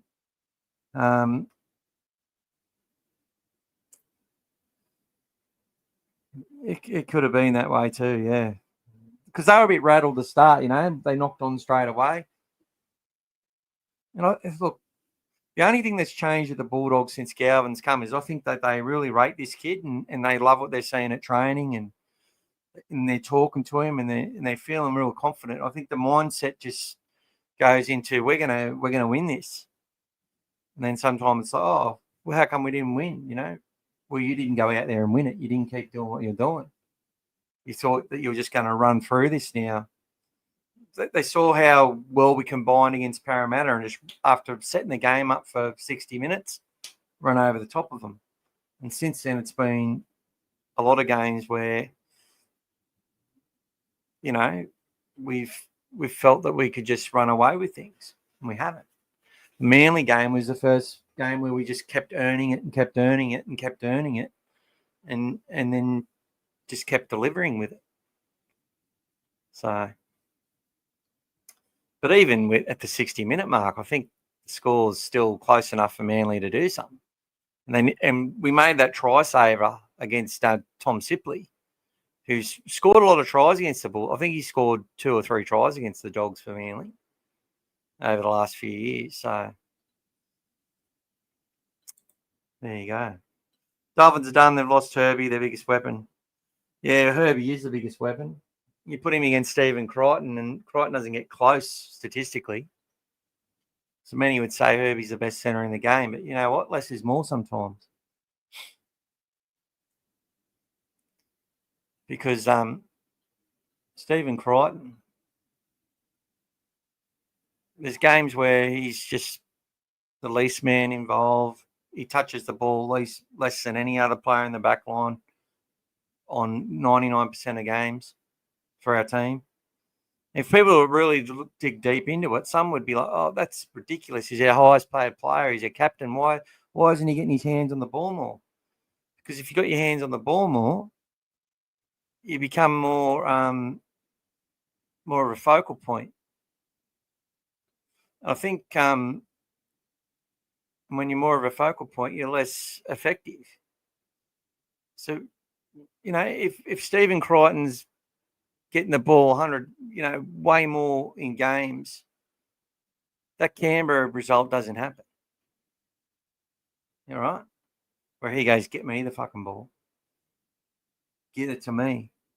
He's quite happy just to play his role, do his role each week, make his tackles, help out when he needs to, have a play here and there, chime in, lead the team, motivate them, talk to them. But then when we need that player to do that thing, when we need him to be him, he delivers. And games like the weekend, he really tried hard. And it took away from his effectiveness a bit because it was like he was forcing it. But go back to if you want to see Stephen Crichton, the player, go back to game 2 of 2023 in State of Origin. His defence in those last 2 games, and then go to that grand final in 2023. That's the player. Everyone to take focus off him, like Gould will say that's all Cleary when talking about that grand final. It's all Nathan Cleary. He knows it was Stephen Crichton just as much. Doesn't happen without Crichton. Don't get close. No. Stephen Crichton. There's as much ice in his veins as there is in Cleary's. And I think over time we'll learn that too. Different player, You know, you look at your Mal Meningas, similar sort of thing. You look at your Gordon Tallises. People are like, oh, they're different positions. It's when they injected and what they did when they had to do for teams. Greg Inglis, another one. Wasn't dynamic every time he went out on the field. But when Greg had to be Greg, when he had to be him, you just couldn't beat it. That try that Crichton, where he's got the ball like fucking Michael Jordan, that's one of the greatest fucking things I've ever seen in my life. If that's not replayed for the rest of eternity, if the human population dies but there's recordings of that remains and the aliens aren't watching that and getting off on it, there's something wrong with the fucking world, in my opinion. Like, that's to see that. And what do people want to talk about? Oh, Crichton. He stuck his nose into Flanagan's fucking mouth deliberately so he would bite it. Oh, he's protected. No, not at all. He's got a really good tackling technique. And he doesn't, if RTS doesn't get up and stumble, no one cares or no one knows, no one looks at it. If it doesn't hit him on the temple, he gets up and plays it, not a problem. And RTS didn't, he wanted just to get up and play it. Like, he didn't want to go off. The rule has got to change, though. If it's a category 1 from an accident, they've got to be able to be replaced and have 2 replacements. If they're serious. Okay, well, it was an accident. You get the penalty from an accident. Okay. We lose our player. We've got 2 players we can pick from to try and get a like for the guy that's come off. That's it. Problem solved. Fucking easy. Do it. Fix it. Don't send people off retrospectively. And don't have fans carrying on. Oh, it was a category 1, so he should have been sent off too. Oh, he's protected. Oh, he didn't even get charged. No, he didn't get charged because he has no case to fucking answer. And that's all there is to it. Jacob Preston got 4 weeks, just like Seyfarth's would have got 4 weeks if he fought his. And the media sit there and act like every scenario, it's like a new day. Like, it's like fucking Groundhog Day. Like, they've never dealt with this before, this scenario. It's like watching the news. Every single year they talk about which shopping trolley is the best value. We'll take a deep dive. They do the same fucking stories every year. The media have, it's like they've got that Dory the fish brain. I know I forget too. I repeat myself all the time, but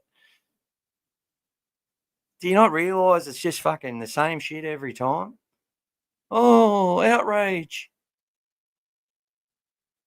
That's not worthy of for 4 weeks. They've got to change the system. The system's based on the NRL are really a capitalist organisation. They're about making money and profit. If you're going to sit there and have fucking situations where you want to force the prosecutors to come out and you want to take up people's time, we give you a chance with fines, which you just pay us money. It comes back to us. You pay us a fine because you were guilty of something. Even though you think you're not guilty, you don't want to risk being suspended, so you just pay the fine.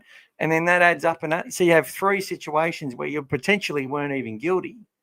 But to save yourself and to save the NRL having to spend any money at the judiciary and pay people to do a job there, they force you just to pay them some money.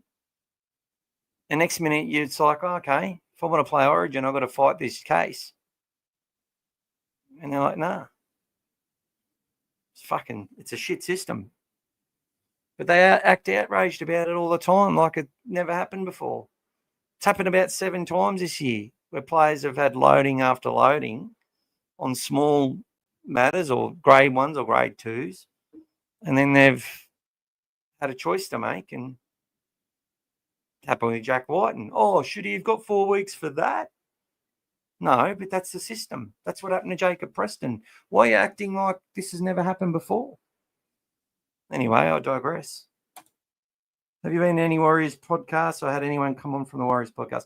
Yeah, well, the last 2 years I've had Crichton, the Warriors Fanatics podcast. I've been on his for the last 2 years, and he was on mine last year as well. We did 2, but we didn't organise it this year, so he's probably got someone else this year, I'd say, which is all right.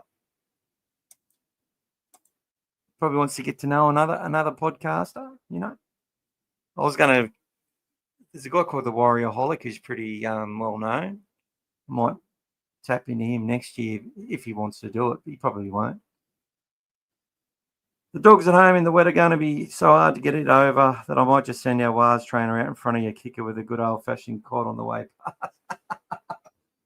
Cod. No troubles. Night, Chris. Have a good night, brother. Thanks for coming. Going to get us growling, Jazzy.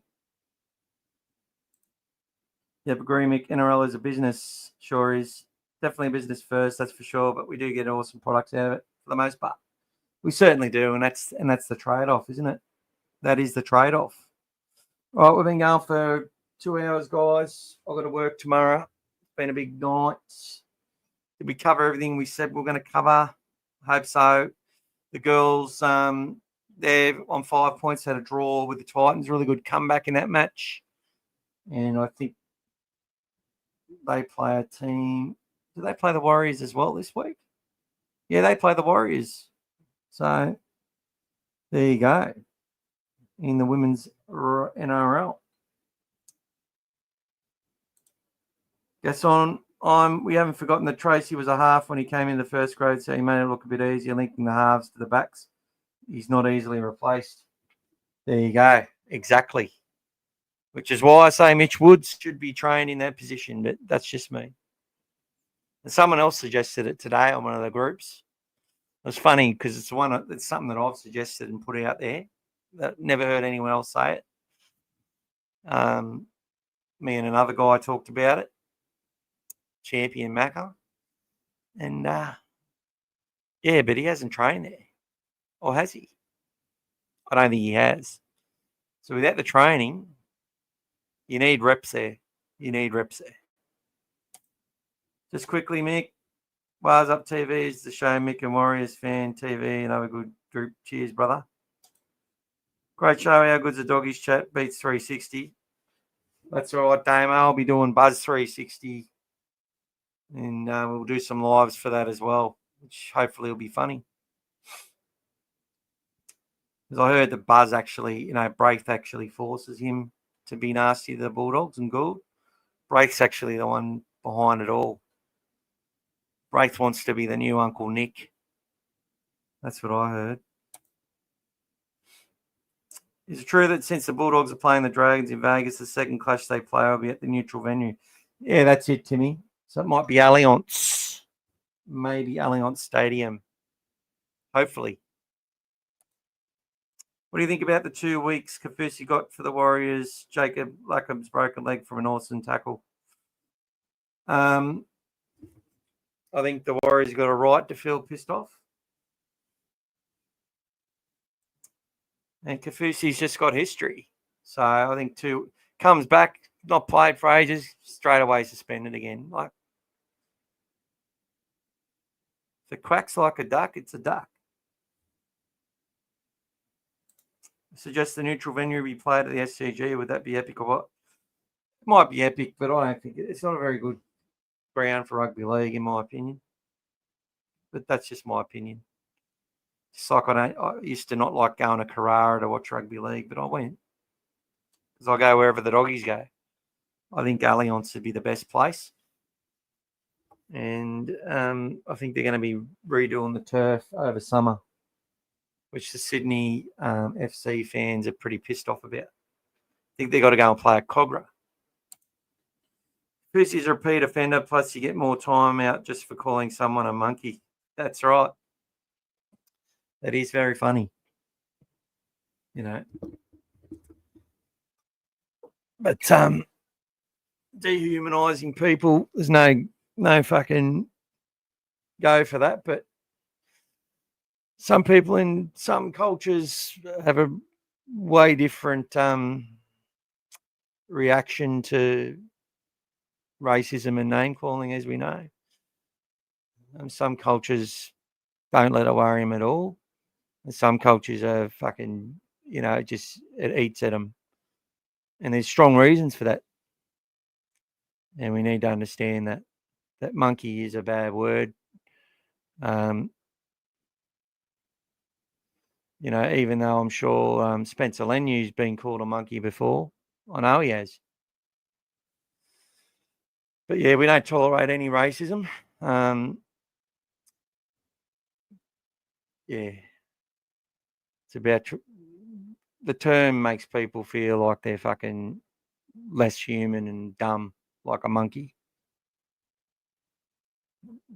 It wouldn't affect me, but I understand how it affects Ezra. Ezra's actually a really good human. He's got some bad advice on a couple of things, in my opinion. And one of them was reading the room when people were booing him. It wasn't because he stood up to racism. No one's got a problem with that. They got a problem that he was allowed to play rugby league after 8 weeks of breaking a little kid's hip. That's what the problem was. That's why people booed him. And fans are booing Galvin because he left their club. Boos are boos. Fans will boo. Not because you stood up to racism.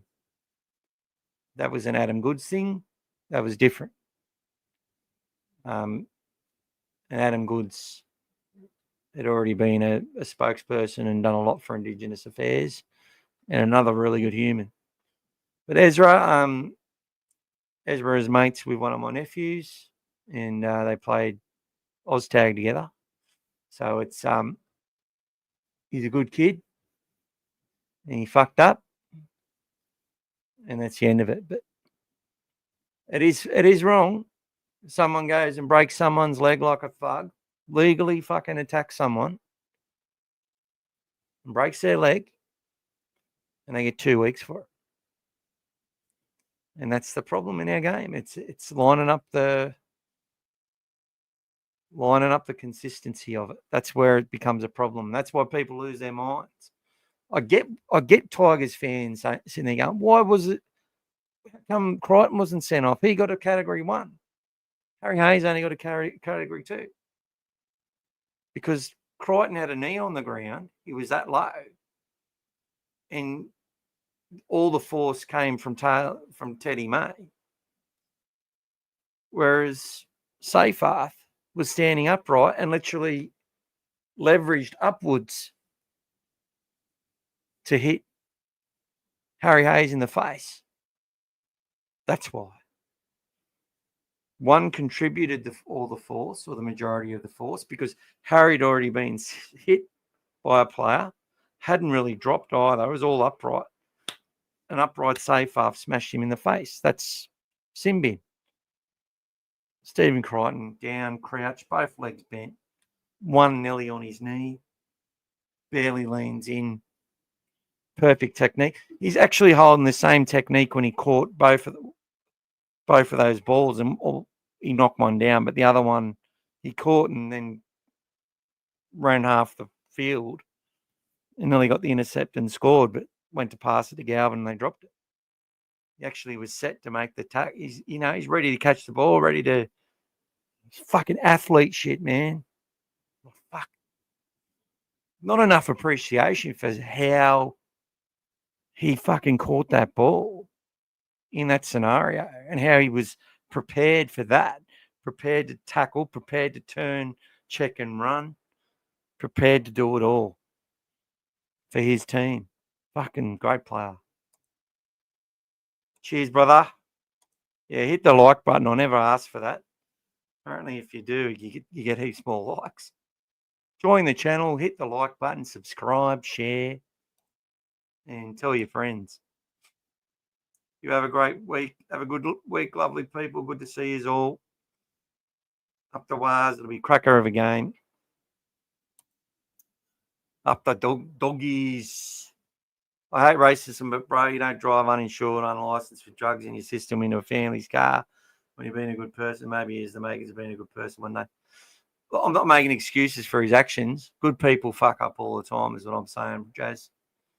They do. A lot of good people are oblivious to how they're being bad as well. They're not excuses, it's just a fact. And if I wrote off every person that fucked up in this world, there wouldn't be too many people I'd be fucking talking to. But yeah, really fucked actions, really selfish, and really juvenile. But he is a good kid. He's done good for other people, you know, fed homeless and all that sort of stuff. Reece Walsh is another really good kid, mate. Now, I just want him to get belted on the field. I want him to get flogged. 100%. But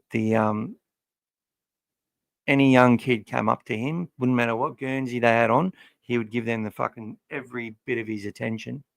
He's an absolute star that way, that Reece Walsh. It's why he's exciting, because he's fucking human the whole way. Loves what he does, loves what he wants to be, loves how he looks, just loves. Passionate, excited, annoying, dramatic, soft cock, whatever we want to call him as well. But when it comes to dedicating his time to others, an absolute superstar, which means he's a quality human. And sometimes quality humans go and snort coke and then get crazy and think they can fucking jump in a car. I've seen some of my friends, I know wives, husbands, have made these mistakes. Selfish, fucking disgusting mistakes under the influence of drugs and alcohol. It's no excuse either, but it's a reason. They grow up, they mature.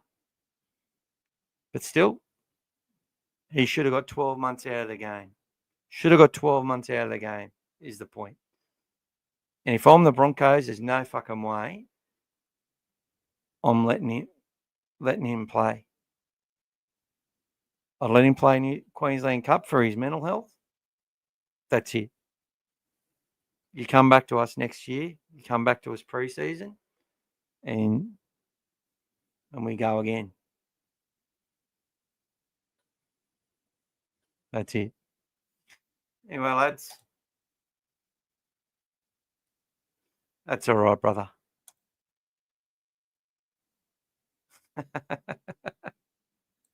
That's it, brother. Look, he's a fucking show pony, Reece, isn't he? He's like, just smash the fucker. Just hit him. Filanga, hit him. But then you go up to Alfie's restaurant and you're like, he's the best bloke I've ever met. But on the field, smash that fucker. Stop hanging off him. You're hanging off. He scored another try. He's just watched him. Now, I'll tell you what, if that Reece Walsh just starts running the fucking football, run,